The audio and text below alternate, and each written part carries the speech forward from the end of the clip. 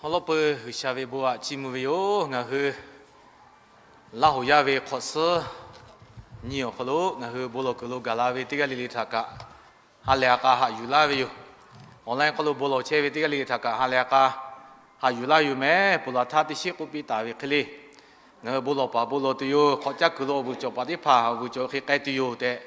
个比为，嘎拉拉为这个里里个，我不加的，我拉为哟。แต่แรงก็คือเขาจะคือลูกก็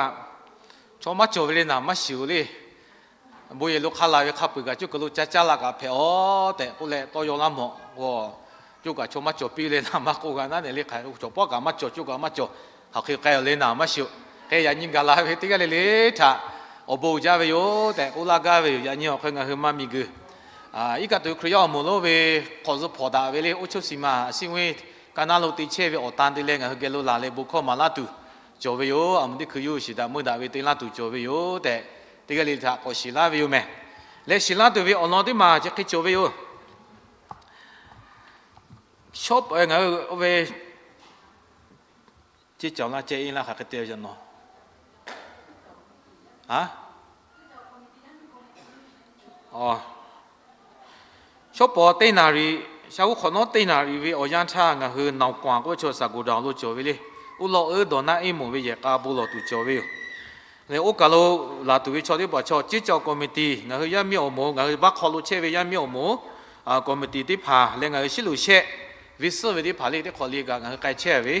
จิที่พาบุลกุลุลาลาตุโอโปศิลาวิโอจิจคอมมิตี้ที่พาแล้วยามีคอมมิยามีอโมแล้วเขาเรียกยามีคอมมิตี้งั้นสิลุเชเลยงั้นคือวิสลุเชวิที่พาเฮ้ยจะปตัวชอบปตินชอบปตินอะไรเงี้ยสิลุเชก้ามาจมไหมก้าป่าวว่าไต่ตัวจะปตัวแล้วเงี้ยคือก้าป่าวนุติกาแต่เลยปุ่งลาตัวอยู่สิลุเชชดที่พาบุลกุลุกาลาตัวเฮ้ยอยู่เลยชาวคนนั้นเตนาริท่าเฮ้ยอยู่แม่อุโลอุดนายหมู่วิเยก้าขอจบอยู่ แล้วโน้ตมาก็ลาตัวเวติชีจองเงติจางเงเนี่ยติจามาเชตาชิเราก็มีคนลาหูยาบุปผาลงเจให้เราติเชวิจิตคือโยขอติเชวินะชิปอนยิมผือตาเลยงานนี่ขอนี่ชินี่ติจวิชินิมผือปอยเขาบุกมาตุจวิปัตตเลงานชิปอนนี่ยาตุตลอดตาวิวขณะที่ชิมาเชยขังเงชามานาชิบุเชตาวิปัตตยากาบุลกาเวลอนุบุลตุจวิที่พายทักอุปีตาวิวเขาบุลวิทาชิกายเชกายลาตุวิที่เลยทักกชิลาวิที่จีเพวิวแล้วโน้ตมาก็ใครอย่าพึ่งที่เขาขอใจเชวิวยาเพปัตตลิพุยาที่พากาจุกโลขอก้าวเขาที่คือกากายเชวิคลีมุมเปล่าพอเชนาริเควกงาคือคริยามยาเดลุตัวที่เพียงโลชามูวิบุลวิทางคือเจ้าบุวิบุยโลเขาลุติตุจตาวิอุกาลงเอาตัวใครบัวจะมาตุวิกาจอยปะตัวมาโกจิจอยาที่พากาลิพุยาที่พากาจุกโลไกตุจวิอุกขอใจวิกาจอยปะตัวยาปุติปอสีบุลวิเจตาชาลิปะตัวมตกากาวิชอที่พาอย่าพูดสีบุลวิมาจ่อแม่ยังตาว่าบุลวิเพ่วิกุยวิชอเขาแหละขอจักรู้สิใครปีกะอยู่เฉพาะอยู่ใครก็ละก็สิใครปีเพ่วิวอักขอสิกว่าก็ละก็อักขอสิกุปีเพ่วินูวิเฉพาะคนที่จ่อวิวแม่แต่สิลาวิจูปาลูกะจัตุโดตุใครกัววิวแต่กุลาวิปะโตกาลาลาวิติกะลิลิทาอบุจาวิวแต่กุลาวิวชิวสอบพิจารณาขี้เจสุโรวุชิมันบาเร第二把就侬电脑业务比国国钱事情嘛，办完别的就侬那钱电球业务就是嘛，是为嘛教育来的，现在什么的面阿龙嘞，来呢就是的讲，不表露吧嘞，这个呢说就老后单一那面耶，你得管呢，看那些的钱，批的对讲就侬偏讲什么路就侬接待一批的吧嘞路，把批嘞首先就是老后啥边呢一节目耶，我个他哟对目哟。我们第二就电脑电大面呗，面说办完的，对讲都单位系的，对讲就你的股票嘛，他抽的哩单位呀，多少来呗，你的股票嘛多的电大面，那要办完别的，对技术电的咯，这个呢咯，电脑嘛办完别的，现在什么的阿龙嘞，技术的是讲我比较老吧嘞，就你钱电手个对于目前你啥。ตาวงคามยาพิสิจน MIT เจ้าเจ้าเย่เจ้าองค์จีเสร็จจนดีเตียปริมาเตียฮอบุบาเร่ลูกเสียมาจีดรวาไอ้เราจนลูกพิวเชิงมอนอไอ้เชิงตุลาบุเดตุบินามาเสียมาจีเอ็นเมสิพะตุลุลาเร่เจ้าพี่เจ้ามาพิวเปลี่ยนนี่มั้งห้องแม่นอแล้วมีเงินเลี้ยงลูกเราเปลี่ยนไรเราปูซาเปลี่ยนจ้องน้อยเร่เสียจีดเราใส่หมวกปังค่ายเสียจีใส่เมียเงินเลี้ยงก็อาสาบอนอเจ้าจีเสร็จจนจันทร์เพ่มา要西来的钱嘛จน电脑嘛办会密码嘞办会开不吧嘞同你都电抽耶我个他对目开เสร็จ嘞จน相信我要西的钱嘛จน电脑嘛办会别的路这个呢那他那些俺คนนี้耶电抽耶我抽什么是为就相信相会抽干哪路你钱电脑嘛几把的钱嘛嘞呗这个呢我帮你3年批的对象ดูสุขแคววิมาจนว่าเต้นหนกูปังวิปีเดตัวอาลงกูยินเทมาเล่จูสุดเดจังพอเปียลูบาเดจนกูพิวกูแกวชิงปีเดชิงมาจนนี่เลยสาลีพิเศษท่านอาชีบาเดอีสิสิลุละมีพ่อวิมาสันตวิมาต่างเลยการนั้นเราเปียปูวิมาพี่บาเดสุดเดจังเนี่ยพอเปียลูบาเดงั้นคือฉลาดที่ผ่านมาใจปะตอละก็จับปีวีติมาลานะมาสิเลยเตะกักงพุทธก็เตะมาชอเลติปีแม่ก็เตะมาหล่อให้จีเจ้าดูจีเจ้าปีดูเลยเตะจับปีกาเวจกัวมอเลมกัวอายุอะไรมาชอน่ะเนี่ยมาคือกาเวที่ผ่าพุทธกาคือปีหะกาจับปีหะแล้วก็ปัวแล้วเตะขัดเชก็เปปีหะเตะอุลากาเวที่แม่เนี่ยเรียกขับไปกะจีเจ้าพอลุลาชอติปีดูกูตาเวโยเตะกะศิลาเวจีเจ้าที่ก็เรียกฮาเลกะปุเวเพเวคลีติปีเชก็จะที่ชีเวอยังกาลก็คือขอเจ้าเวอยังเพเวเคมือชาลูกาลาหูยาพอดาวิขอเจ้าเพื่อกะโจดาวิอยู่ข้าเขากะขอเจ้ามากุอบใจมากุจะได้ชีวิตอ่อนเขาลงเขากัดติกูมาเกก็ตีกันเลยกะฮัลเลฮักกาวิเขาลงฮัลเลกะขอเจ้าสิเลยคนนั้นที่ชีกะกูโอ้ที่ชีกะกูกะเจ้าวิชมาปุชิโลละหัวยาชิเลยขอเจ้ามองเจ้าเราจะพอตีกันเลยกะฮัลเลกะขอเจ้าเขาลงขอวิอ่อนเขาลงฮัลเลกะโจปิวแต่ตีกันเลยท่าขอสิลาวิแม่เขาตีเล่นกันเขาสุพอดาวิอ่ะจันทร์นี่ทักกะติปูวิกูเขาปุยกะติปูวิอะค่ะ就个路家土嘞，我对拉土个笑，哎，我老婆的西瓜，我家妈阿妈你明你是的西瓜，我婆就个拉喂，那些是的西瓜就有个拉喂，阿么，你是安尼， ติชิว่าเงาตัวมาก็เชื่อหาวิจิตรวิออนไลน์เจอวิปะตอการเจดาเลกูเตตาปูวิกะบางอาทุลาชีวิอ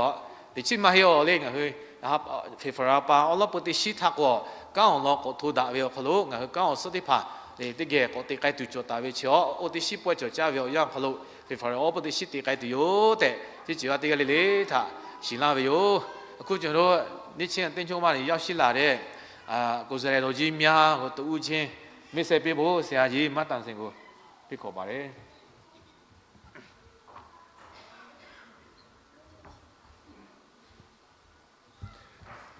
Happy Lahu New Year to you all. God bless you all. ဒီနေ့ကျွန်တော်တို့ရောက်ရှိလာတာအကြောင်းမဲ့သက်သက်တော့မဟုတ်ဘူး။ဘုရားသခင်ကျွန်တော်တို့ပို့ဆောင်ခြင်းပဲဖြစ်တယ်။ကျွန်တော်အနေနဲ့ဆိုရင်တော့ဒါကျိုင်းတုံကိုပထမဦးဆုံးရောက်လာရခြင်းဖြစ်ပါတယ်။ဒါကြောင့်မလို့ရမ်းပဲဝမ်းသာတယ်။အထူးသဖြင့်လည်းကျွန်တော်တို့ရဲ့မြန်မာနိုင်ငံနေ့ချစ်ခရစ်ယာန်အသင်းချုပ်ကြီးရဲ့2025ခုနှစ်အုပ်ချုပ်စီမံအစည်းအဝေးကိုကျွန်တော်တို့ရောက်ရှိလာရတဲ့အပြင်ဒီနေ့လာဟူရဲ့တိုင်းရင်းသားများရဲ့နှစ်သက်ကူမှာလည်းပဲကျွန်တော်ကြုံတွေ့ရတဲ့အတွက်ကြောင့်အယမ်းပဲဘုရားသခင်ကိုကျေးဇူးတင်ပါတယ်ကျွန်တော်တို့တုံနဲ့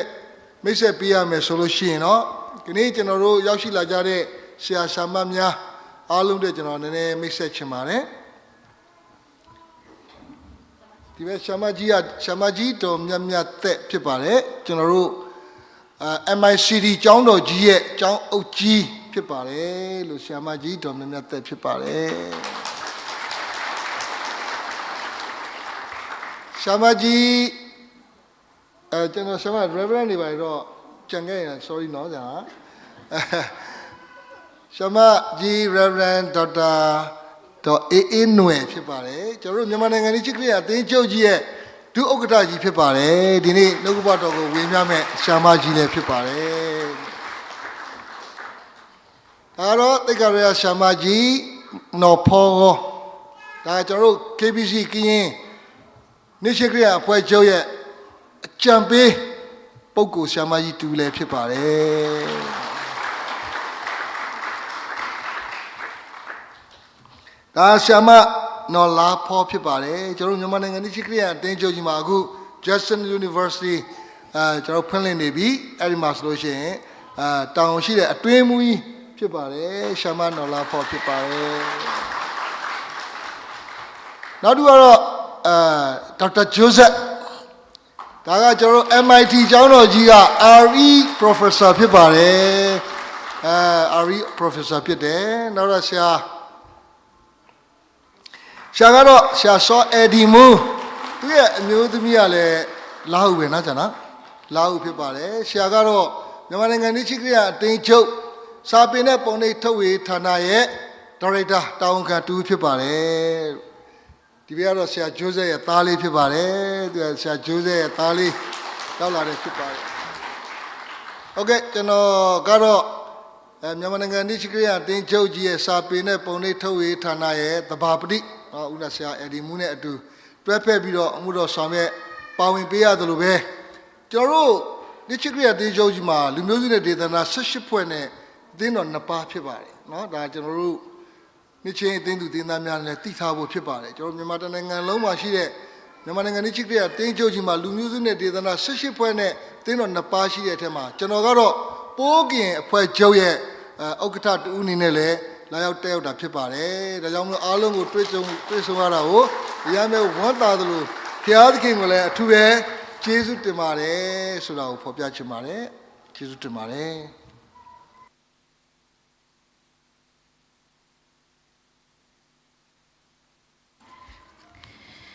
မိတ်ဆက်ချင်းစင်ကိုကျမတို့ MBC မှာဆရာမများကနေပြီးတော့မှဥဆောင်တော်ပေးတဲ့အတွက်ကျေးဇူးတင်ပါတယ်အခုချိန်မှာကျမတို့နော်ဘာလာဦးနေ့ချင်းအသင်းတော်မှာရှိတဲ့ဓမ္မဝန်ဆောင်ဓမ္မမှုတော်ဆောင်ဆရာဆရာမများနဲ့ကော်မတီများကိုတပံပြန်လဲပြီးတော့မှ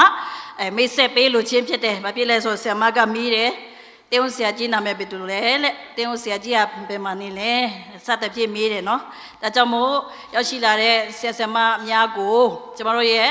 အမှုတော်ဆောင်ဆရာဆရာမအသင်းတော်ရဲ့အမှုတော်ဆောင်ဆရာဆရာမများကိုတပံပြန်လဲပြီးတော့မှ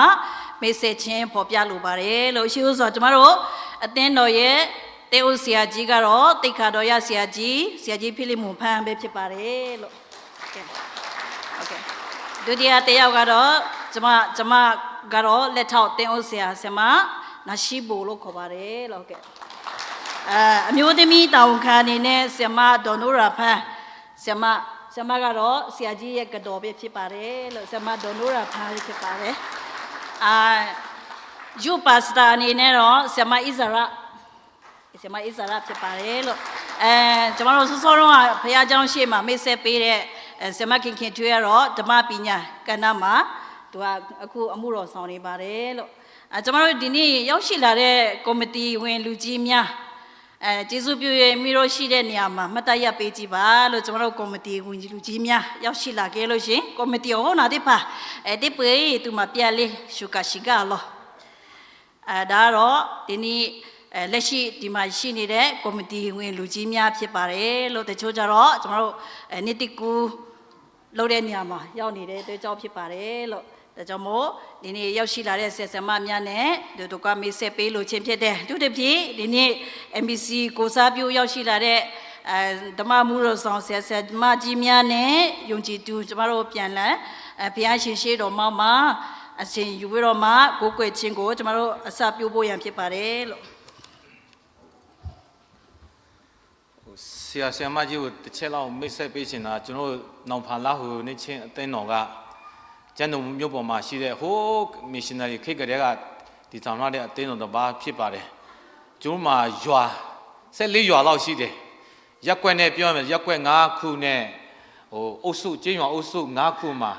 နေရာပြတ်ကျဲပြီးမှနေထိုင်တဲ့အသင်းတော်တစ်ပါးဖြစ်တဲ့အတွက်ကြောင့်ကျွန်တော်တပတ်မှာတစ်ချိန်လောက်ပဲလူပေါ့စီးရဲ့ချင်းလူငယ်ချင်းအမျိုးသမီးချင်းတော့သူ့အတူရှိပေမဲ့အားလုံးစုပေါင်းမှတော့ဒီနေ့လေဝတ်ပြုချင်းတစ်ချိန်ပဲဖြစ်ပါတယ်ဒီကနေ့ဖြန်းเจ้าမှာရောက်ရှိလာတဲ့လူကတော့3ပုံ4ပုံလောက်ပဲရှိတယ်ခါနဲ့ဆိုအဲ့တဲ့လာမလာကျွန်တော်အသိသားပဲပြည့်နေပါတယ်ပြီးတော့ကျွန်တော်ကျန်းတုံနယ်ရဲ့အကြောင်းလေးရှိတဲ့အတွက်ကြောင့်လူအပြည့်ပဲဒီခုံတွေအားလုံးအပြည့်လို့ကျွန်တော်ပေါ်ပြချင်တာပါဒီအခုပတ်ကနေတိကူအချင်းမလို့ဆရာကြီးဆရာမကြီးတို့လာတဲ့အချိန်ချမ်းမှာလူကကျိုးတူကျက်တဲ့ဆိုတော့လောက်မှာဖွတ်ချုပ်ရဲ့ဒီရုံးချုပ်မှာရှိတဲ့အသင်းတော်ကလူကနည်းနည်းပဲလို့ထင်သွားမှာဆိုလို့အသင်းတော်အချင်း188ပါရှိပါတယ်လို့188အိမ်နော်အသင်းတော်အချင်း188အိမ်ရှိတယ်ကျန်တော်မျိုးပေါ်မှာပြတ်ကျဲပြီးမှနေတယ်ရက်ကွက်5ခုကျင်းရွာအုပ်စု5ခုရွာနဲ့တွဲတော့12ရွာ14ရွာလောက်ထိရှိတဲ့အသင်းတော်တစ်ခုဖြစ်ပါတယ်ဒီဖျားเจ้าရဲ့ပရံကိုနီးနားမှာတော့တင်းဦးစရာကလွဲရပြီဘူးမှမရှိအသင်းသားတွေတယောက်မှမရှိကြဘူးဗျ။ဘာဖြစ်ကျွန်တော်လာဟိုတွေကလေဒါ missionary mission compound ဆိုတော့နော်ဒီအနီးနားမှာကျွန်တော်လာဟိုတွေကမြေဝယ်မှအေးစောက်ဖို့ကမတတ်နိုင်ကြဘူး။ဟိုးမြို့ရဲ့မြို့အပြင်ဖက်တိုးချက်ကွက်တိမှာပဲသူတို့အဲ့မှာပဲတွားနေကြတဲ့အခါကျတော့ဒီဗိတ်မာတော်နဲ့အနီးနားမှာအသင်းသူအသင်းသားတိတ်မရှိတဲ့အခါကျတော့ဒီတနင်္ဂနွေမဟုတ်တဲ့တခြားရက်တွေမှာလေအစီအစဉ်တခုခုရှိလာခဲ့မယ်ဆိုရင်တော်တော်လေးကိုအားနေပါတယ်လာဖို့နော်။ဘာဖြစ်ဆိုမြို့ထဲမှာရှိတဲ့အသင်းတော်ဖြစ်တဲ့အတွက်ကြောင့်အိမ်ထောင်တိုင်းလဲနေ့တိုင်းအလုံးလုံးမှစားရမယ်။ဒါကြောင့်အချင်းပေးဖို့ကဒီစနေတရက်ပဲရှိတဲ့သဘောမျိုးဖြစ်ပါတယ်လို့။ဒါကြောင့်ကျွန်တော်အသင်းတော်မှာအခုလိုပံဝင်ပေးတဲ့အတွက်အထူးပဲကျေးဇူးတင်ရှိတဲ့အကြောင်းလဲပေါ်ပြလို့ကျွန်တော်လာဟိုနေ့ချင်းခရစ်အဖွဲ့ချုပ်ရဲ့ရုံးချုပ်မှာရှိတဲ့အသင်းတော်ဖြစ်တဲ့နိတူအဖွဲ့ချုပ်နယ်ကျောင်းကိုလည်းကျွန်တော်တို့အများကြီးတန်တန်တလောက်ပေါ့နော်အများကြီးဆိုတာတန်တန်တလောက်ပပို့ထားပါတယ်ဘယ်လိုစနစ်နဲ့ပပို့ထားလဲဆိုရင်ကျွန်တော်တို့တနေ့ဘတ်ဂျက်ရေးဆွဲရင်ကျွန်တော်တို့ရရှိမဲ့ဘတ်ဂျက်ထဲမှာစေဖို့တဖို့ကကျွန်တော်တို့အဖွဲ့ချုပ်မြို့နယ်နဲ့ဒီပန်ဝဲမှာရှိတဲ့ကျောင်းကိုပေးပါတယ်လို့တဘောဆိုလို့ရှိရင်ပြီးခဲ့တဲ့2025ခုနှစ်ဆိုရင်ကျွန်တော်ဘတ်ဂျက်က4,600အဲ့လိုခန့်မှန်းမှဆွဲရင်ကျွန်တော်ရရှိလာရင်အဲ့ဒီ4,600ကို460ကအဲ့ဒီအဖွဲ့ချုပ်နဲ့ကျောင်းတွေကိုပပို့ပါတယ်လို့အခုနေ့2026ခုနှစ်က35,300ဘတ်ဂျက်ဆွဲထားပါတယ်အဲ့ဒီ930ကကျွန်တော်အဖွဲ့ချုပ်နယ်နဲ့ကျောင်းကိုပပို့ဖို့ရှိပါတယ်ဒုနိတူစွာပဲအသင်းချုပ်ရဲ့ဥပုံနေများဖြစ်ပါစေ MIT ကျောင်းတော်ကြီးရဲ့အထုနေမှာဖြစ်ပါစေ ကျွန်တော်အသိတော်အားတွေအစင်မြဲဟိုးရှိကြတဲ့အခုထိအမြဲတမ်းပါဝင်ပေးနေပါတယ်ဆိုတဲ့အကြောင်းပေါ့နော်ဟိုအသိချုပ်ပေါ်မှာလည်းကျွန်တော်စိတ်ထဲမှာလည်းလဲကျေးဇူးတင်တယ်လို့ချစ်လက်ချစ်ပါတယ်လေးစားပါတယ်ဆိုတဲ့အကြောင်းကိုပေါ်ပြလိုပါတယ်အခုနပြောတဲ့အတိုင်းပဲကျွန်တော်အသိချုပ်ရဲ့တွဲမှုကြီး Reverend Dr. Robert Pong လည်းကျွန်တော်အသိတော်ပဲဖြစ်ပါတယ်ကျွန်တော်အကြောင်းနေဖက်ဖြစ်ပါတယ်ပြီးတော့အခုနေ့2026ခုနှစ်ကနေကောင်းစုံမြစ်တေဌာနမှာတောင်းခံဖြစ်မဲ့ဆရာမရုဒီလည်းပဲဆရာမရုလည်းဒီအသိသူဖြစ်ပါတယ်ကျွန်တော်အသိတော်ကအသိသားတယောက်နှစ်ယောက်နှစ်ချင်းသုံးချင်းမှာရောက်ပြီးမှအမှုတော်ဆောင်နေတာကိုလည်းကျွန်တော်အထူးပဲဂုဏ်ယူပါတယ်ထုံနည်းသူစွာကျွန်တော်လောက်အဖွဲ့ချုပ်မှာဖြစ်ပါစေမြို့နယ်စည်းဝေးမှာဖြစ်ပါစေကျောင်းမှာဖြစ်ပါစေကျွန်တော်အသိသားတွေအများကြီးအမှုတော်ဆောင်နေပါတယ်တော့ဒီကျွန်တော်အသိသားများဓမ္မမှုတော်ဆောင်နေတဲ့သူအချင်းပြည့်ဖွဲ့ချုပ်ကျောင်းတဲ့နယ်ကိုတွဲမယ်ဆိုရင်အယောက်90ကျော်တယ်ဗျဒါကြောင့်ကျွန်တော်အသိတော်ဟာဆိုရှင်နောက်ဖွဲ့ချုပ်ကြီးအတွက်ကောင်းဆောင်များစွာကိုလည်းမွေးထုတ်ပေးတဲ့အစီအစဉ်တစ်ခုလည်းအစီအစဉ်လေးရှိတဲ့အတွက်ကြောင့်အသိတော်တစ်ပါးလည်းဖြစ်ပါတယ်ဆိုတဲ့အကြောင်းကိုပေါ်ပြလိုပါတယ်အခုလောလောဆယ်ကတော့ကျွန်တော်အသိသားမှာတော့ MSCT မှာတော့ကျွန်တော်တာကယ်ရီဖန်းတက်တယ်လို့ MIT မှာတော့ကျွန်တော်ဖိမပေါ့သမီးလိုက်ရင်မြင့် MD ပါထမနေ့တက်နေတာရှိပါတယ်ဆိုတဲ့အကြောင်းကိုပေါ်ပြလိုပါတယ်ကျွန်တော်အသိတော်မှာလည်းအင်္ဂလိပ်တဏနာကိုပြုနေပါတယ်အုပ်စုတစ်ခုမှာကျွန်တော်ဒီပါမဆိုတဲ့အုပ်စုမှာကျွန်တော်ရွာ7ရွာရှိပါတယ်လောက်ဟူရွာလေကျွန်တော်တဏနာပြုလာတာ7နှစ်လောက်ရှိပြီအသိတော်တပါတော့ဒီအသိချင်းကနေအတိမပြုတ်ပြီးတဲ့အသိတော်အဖြစ်အသိတော်တပါတော့အခိုင်မာရှိလာပြီဖြစ်ပါတယ်နောက်အသိတော်တပါလည်းတပည့်တော်စုတော့ရှိနေပြီဖြစ်ပါတယ်ဒါမဲ့ဂျာနဲ့ရှိရွာမှာကျွန်တော်အင်္ဂလိပ်ပြုတ်ဖို့လိုပါသေးတယ်အဲ့ဒါကဘာအခက်အခဲရှိလဲဆိုရှင်အဲ့ဒီအုပ်စုမှာကဘုန်းကြီးကျောင်းတွေရှိတယ်ဆရာမကြီးတို့ဆရာကြီးတို့တည်တဲ့အတိုင်းပဲဘုန်းကြီးကျောင်းတွေရှိလာပြီဆိုရင်ဗမာဘုန်းကြီးဆိုတာဟိုတရွာလုံးမှာသူပြီးတယ်ဆိုအဲ့ဒီသဘောတော့အုပ်စုမှာလည်းသူရှိပြီဆိုသူစကားပဲနောက်ဆောင်တော့ကျွန်တော်တို့တဏ္ဍာပြုရတဲ့နေရာမှာတော့အခက်အခဲတော့ရှိတယ်ရှိပေမဲ့လည်းကျွန်တော်တို့စူးစမ်းမှလှုပ်ဆောင်နေပါတယ်အထူးဆူတောင်းတဲ့အချိန်မှာကျွန်တော်အသင်းတော်ရဲ့အင်္ဂလိပ်လုံငါအတွက်လည်းဆူတောင်းပေးဖို့မြတ်တရားခံတယ်လို့အသင်းတော်ရဲ့ဟိုအင်္ဂလိပ်လုံငါနဲ့ပတ်သက်ပြီးမှဟိုဘော်ဒါဆောင်နဲ့ဖွင့်ထားပါတယ်လို့ဒီအင်္ဂလိပ်ရွာနတ်ဆာရွာမှာရှိတဲ့ကျောင်းသူကျောင်းသားတွေဟိုမှာမူလတန်းပညာပြီးရင်အလယ်နာနဲ့အထက်တောင်းကိုဒီဘက်မှာကျောင်းထားပေးပါတယ်အားလုံးကဈေးငင်းနဲ့ကျွန်တော်အဲ့လိုထောက်ပံ့နေတယ်အခုနေ့ကတော့26ယောက်ပဲရှိတယ်အင်္ဂလိပ်ဟိုနတ်ဆာရွာတို့ဘောနော်ကျွန်တော်အဲ့လိုပြုတ်ရင်းနဲ့ဘယ်လိုဖြစ်လာလဲဆိုရင်ကျွန်တော်အင်္ဂလိပ်ပြုတ်ရင်းနဲ့အဲ့ဒီအရွာမှာရှိတဲ့ကျောင်းသူကျောင်းသားတွေကိုပညာသင်ပေးရင်းနဲ့အခုနေ့ဆို BTH အောင်သွားမဲ့သူအထိကျွန်တော်တန်တနာနယ်ကလူကအဲ့လောက်ထိကျွန်တော်စူးစမ်းမှလှုပ်ဆောင်နေပါတယ်ဆိုတော့အကြောင်းလည်းတင်းတော်ရေလုံးကအကြောက်တက်တယ်ခါပေါ်ပြလို့ချင်းဖြစ်ပါတယ်ခုနမက်ဆေ့တဲ့နေရာမှာတခုနည်းနည်းလေးဟိုဆရာမကြီးတော်ဖောကောနော်တော့ဖောကောရန်ကုန်မှာဆိုအေးအမျိုးသမီးမှာကျွန်တော်တင်တဲ့တက်တော့ချက်ပြတာတအားကောင်းတယ်အဲ့ဆိုအေးမှာနော်သူကဘယ်သူလဲဆိုရင်ကျွန်တော်တေးရေးဆရာဖြစ်တယ်လို့အဆိုတော်လေးဖြစ်တဲ့ဆရာစောခုဆဲရဲ့အမအရင်ဖြစ်ပါတယ်ဆိုတဲ့အကြောင်းပေါ့နော်အစောခုဆဲတော့အားလုံးတည်တယ်လေနော်သူအမကျတော့မတည်တဲ့အကြောင်းဆရာစောခုဆဲရဲ့အမဖြစ်ပါတယ်ဆိုရဲဆရာမကြီးတော်တို့ဖောကအဲ့ဒါပေါ်ပြချစ်ဖြစ်ပါတယ်အားလုံးကိုကျေးဇူးတင်ပါတယ်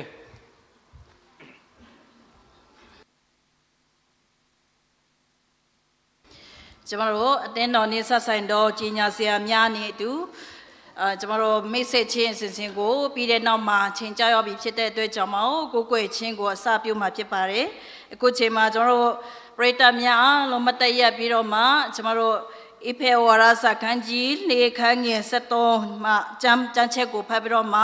လောက်ပွဲချို့ရဲ့မိုးထိုကိုတီးဆိုမှာဖြစ်ပါတယ်ပြီးတဲ့ခါမှာအားလုံးပထနာတော်ဆုတောင်းခြင်းအဖြစ်ဆက်လက်ပြီးတော့မှဥပြုကိုကိုွယ်သွားမှာဖြစ်ပါတယ်အားလုံးမတတ်ထချပေးကြပါငါရခပွေလေယောဝေအခလိုမကိုဝိရှာဝေယပူထာရှိဝေအခလိုမကိုညီမတိရှိတိတလည်းဥလာပွေဝေချောဖဲလေဂရိပိဝေခရှုရှုငါဟုထောဘီလာထခကယောတိလာချေဝေယောဖိစုလေကဒါဝေအောကနအေတိချီရှေ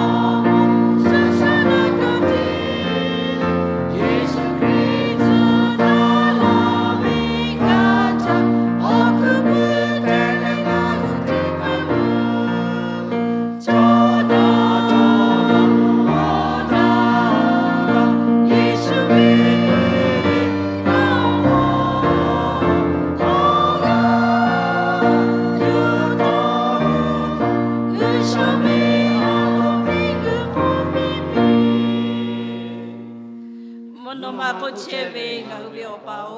我表没他要呀的比咯，我为木米个拉表，我那马可罗我为阿罗比为给。你个国家做比拉表，呀你罗为家都多都得把，呀你熬茶比老，是熬茶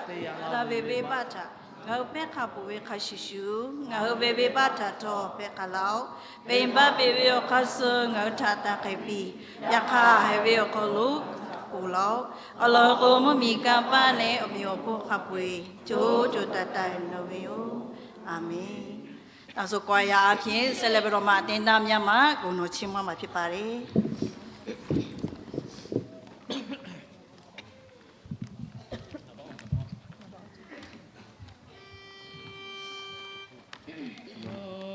你多少米多少多干？哈利路亚，咱们在起舞，要美他起舞些，木个下在美这边，木那呀他不寂寞，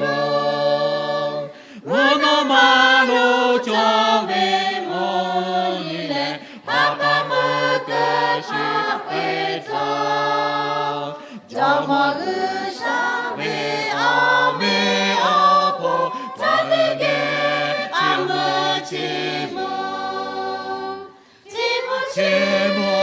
这么个啥？他要没干巴儿讲，要为阿弥阿婆儿讲，要为阿弥阿婆儿讲，卡贝可要见牛切，哈利路亚切摩西，哈利路。阿贝多得帕达维，要为卡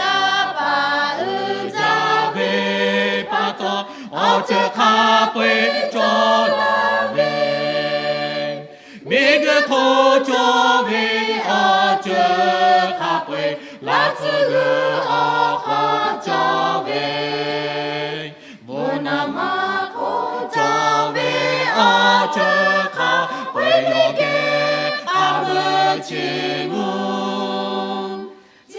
节目，是这么个啥子？要没干巴儿讲，要为阿弥阿婆儿讲，要为阿弥阿婆儿讲，卡贝可要节目些，哈利路亚节目些。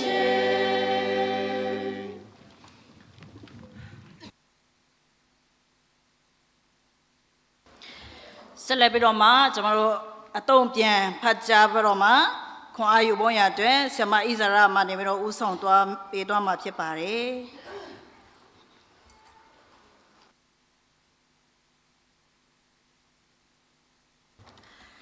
အတုံးပြန်ဖတ်ကြားဖို့ရအတွက်လဟုန်ဓမ္မတခြင်းမစင်439အောဟာတိချကောသေဝေကျောဝေချောဖေလာဝေငါဟုယောဝေအခလိုသေဝေကျောဝေချောဖေလာပွေဝေထပတ်တော့ငါဟုဝေဂျောမောယေစုခရစ်အခလိုဂရှန်သာကောကြောဒဟူဒဝေယော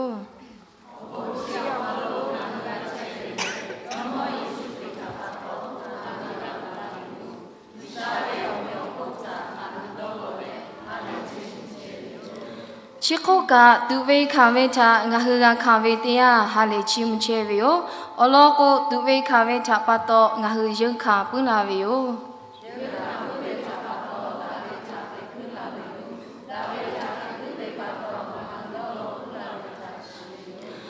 ဒေါ်လောပုဝေထပတ်တော့ငါရတော့ဒူဝေမဟေအလောကိုငါဟူတာပေနာပုဝေတဝေကေဝေအဟာဖူလေငါဟူဝေညီမအခလိုရရှာဝေဟပေဝေတိချေငကူလာပငါဟူနာကြဝေတရားအရာကျော်ဝေအခလိုချောအလူအကိုပိခါဆူတ thế về cho ở bộ khá sự từ về cho cha hạ cha về ô thế bộ bộ cho đã ở bộ khá sự hạ về cho tiếng nga cho tụi yo he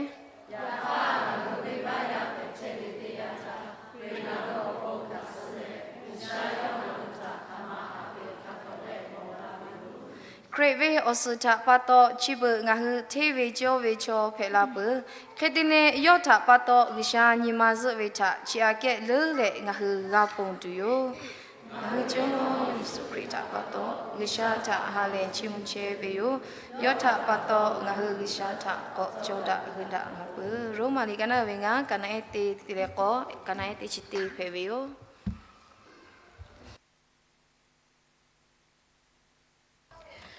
Aku selai beroma, yang cien thano bama kaunji go pian le itu cimua beroma, lungai pe lume ciem pare, cemaro aku lungai kau kame ciem pare, pota showe oya pewe yo, poti puasa.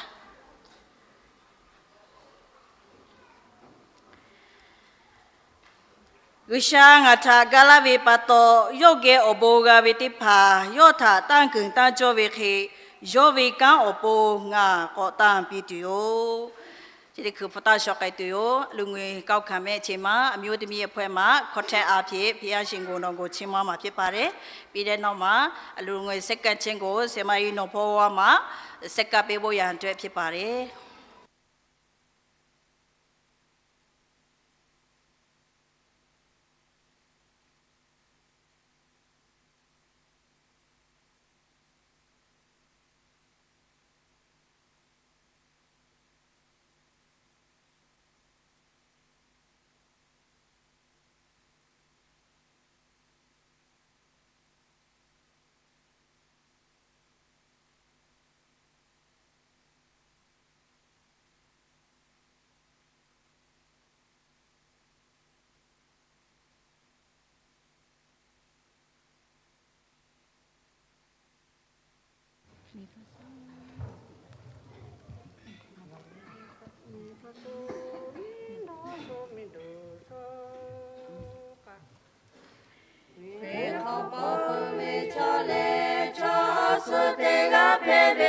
Nima kapwe osuga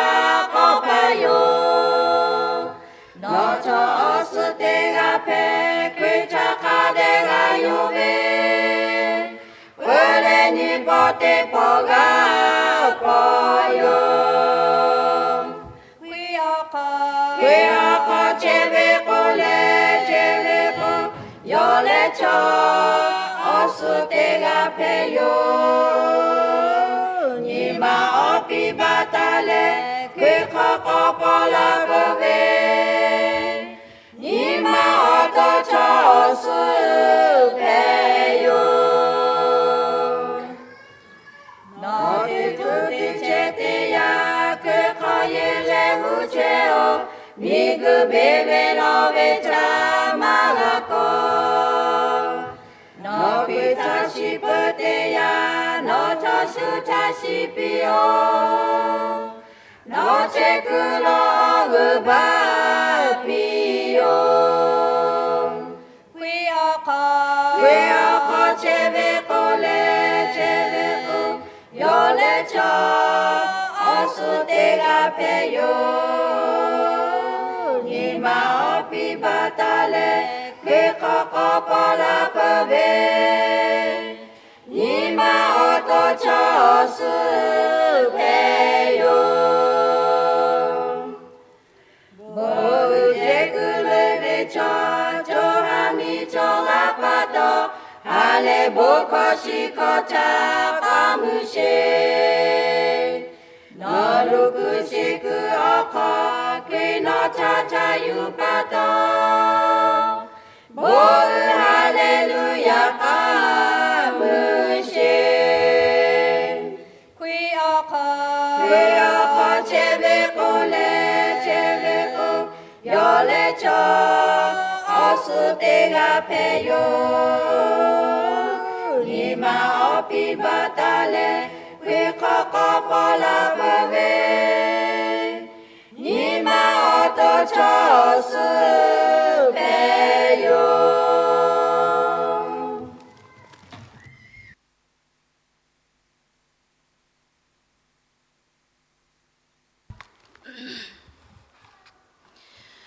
တများအလုံးမတထပ်ပြီးတော့မှလာဟုဓမ္မတချင်းအမစင်160ကိုတည်ဆိုခြင်းအပြင်ကျမတို့စမိုင်းနော်ဖောဝါမှာအော်မှာလူတော်ငွေစက်ကပ်ပေးဖို့ဖြစ်ပါတယ်ခပ်ပွတိကေတူရှိ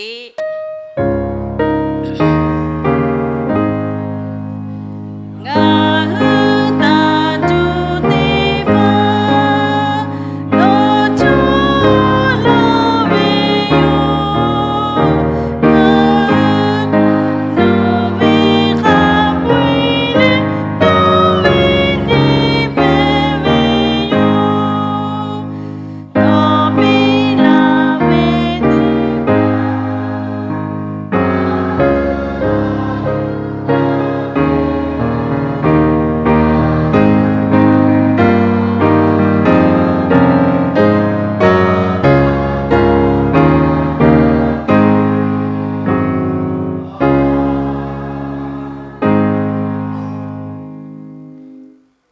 ရှင်ဘုရား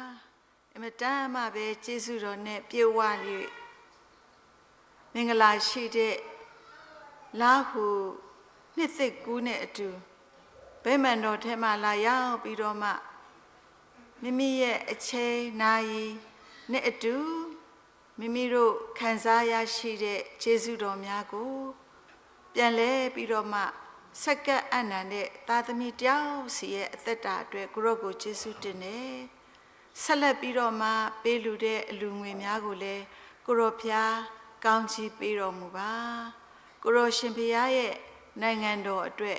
ပိုးပြီးတော့မှလှုပ်ဆောင်နိုင်ရသောအခွင့်ကိုလည်းပေးတော်မူပါဒီအသင်းတော်ဟာဆိုရင်လူငွေများကိုတကယ်ပဲ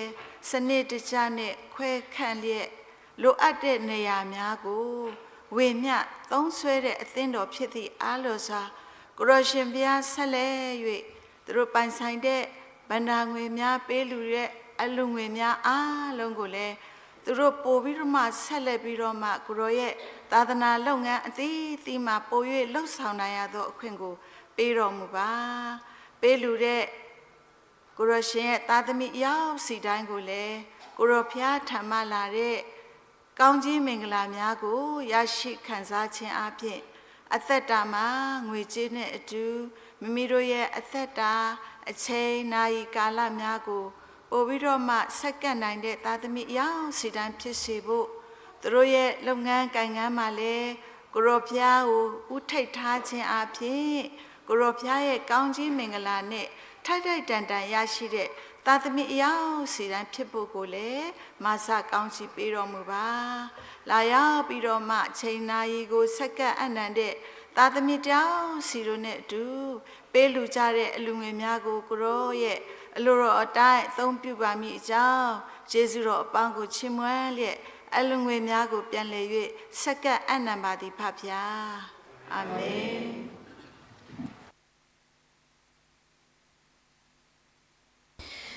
ယနေ့ကျမတို့ကြားနာမည်ဖြစ်တော်ဒီဒနာရှင်ဆရာမရွေးချယ်ထားတော်တမန်ကျမ်း၃ပိုက်ဖတ်ကြားခြင်းကိုဆရာမလာဖော်နေပြီးတော့မှဖတ်ကြားသွားမှာဖြစ်ပါတယ်တလက်ဆက်သေးပဲကျမတို့ဆရာကြီးမန်းတန်ဆရာနေပြီးတော့မှအလုံးစုံသောဆုတောင်းခြင်းကိုဥဆောင်ပေးဖို့ရန်အတွက်လည်းဖော်ပြလိုခြင်းဖြစ်ပါတယ်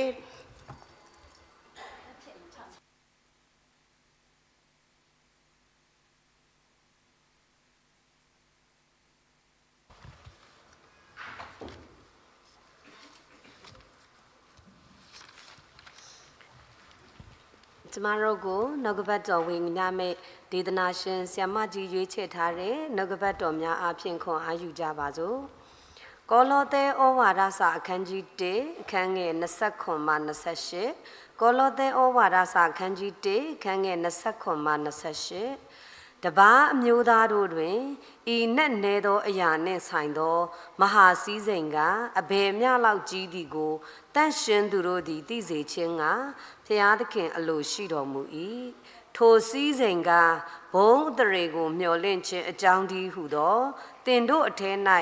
တည်တော်မူသောခရစ်တော်ပေတည်းခရစ်တော်အားဖြင့်လူတိုင်းစုံလင်ခြင်းသို့ရောက်၍လူခတ်သိမ်းတို့ကိုဆက်သအံ့သောငါတို့သည်လူခတ်သိမ်းတို့ကိုသတိပေး၍ပညာအမျိုးမျိုးနှင့်ဆုံးမသွန်သင်လျက်ခရစ်တော်ဤတရားကိုဟောပြောကြ၏ ဒုတိယတစ်ပိုက်ကိုဖတ်ပါမယ်ဒုတိယတစ်ပိုက်ကတော့အေဖက်ဩဝါဒစာအခန်းကြီး9အခန်းငယ်16မှ18အခန်းငယ်15မှ18အေဖက်ဩဝါဒစာအခန်းကြီး9အခန်းငယ်15မှ18ထို့ကြောင့်ပညာမဲ့ကဲ့သို့မဟုတ်ပညာရှိကဲ့သို့စေ့စေ့မြင့်မြင့်ကျင့်ဆောင်မည်အကြောင်းသတိပြုကြလော့ယခုနေ့ရက်ကာလတို့သည်ဆိုးရုပ်သောကြောင့်ကာလအချိန်ကိုရွေးနှုတ်ကြလော့ထို့ကြောင့်သတိမရှိသောသူမဖြစ်ဖျားသခင်ဤအလိုတော်ရှိရာကိုပိုင်းခြား၍သိတော်သူဖြစ်ကြလော့လွန်ကျူးစေတတ်သောစပြည့်ရည်နှင့်ရစ်မှုခြင်းကိုရှောင်၍ဝိညာဉ်တော်နှင့်ပြည့်စုံလျက်ရှိကြလော့နောက်ဆုံးတစ်ပိုက်ဖတ်ကြပါမယ်ကောရိန္သုဩဝါဒစာဒုတိယဆောင်ခန်းကြီး4ခန်းငယ်16မှ19ကောရိန္သုဩဝါဒစာဒုတိယဆောင်ခန်းကြီး4ခန်းငယ်16မှ19ထို့ကြောင့်ငါတို့သည်အားလျော့စိတ်ပြတ်ခြင်းနှင့်ကင်းလွတ်ကြ၏ငါတို့ဤပြင်လူသည်ဖောက်ပြန်ပျက်စီးခြင်းသို့ရောက်တော်လေအတွင်းလူမူကားတစ်နေ့ထက်တစ်နေ့ပြုပြင်ခြင်းကိုခံရ၏နှုတ်ကပတ်တော်အပြင်ဘုရားရှင်ကောင်းကြီးပေးပါစေ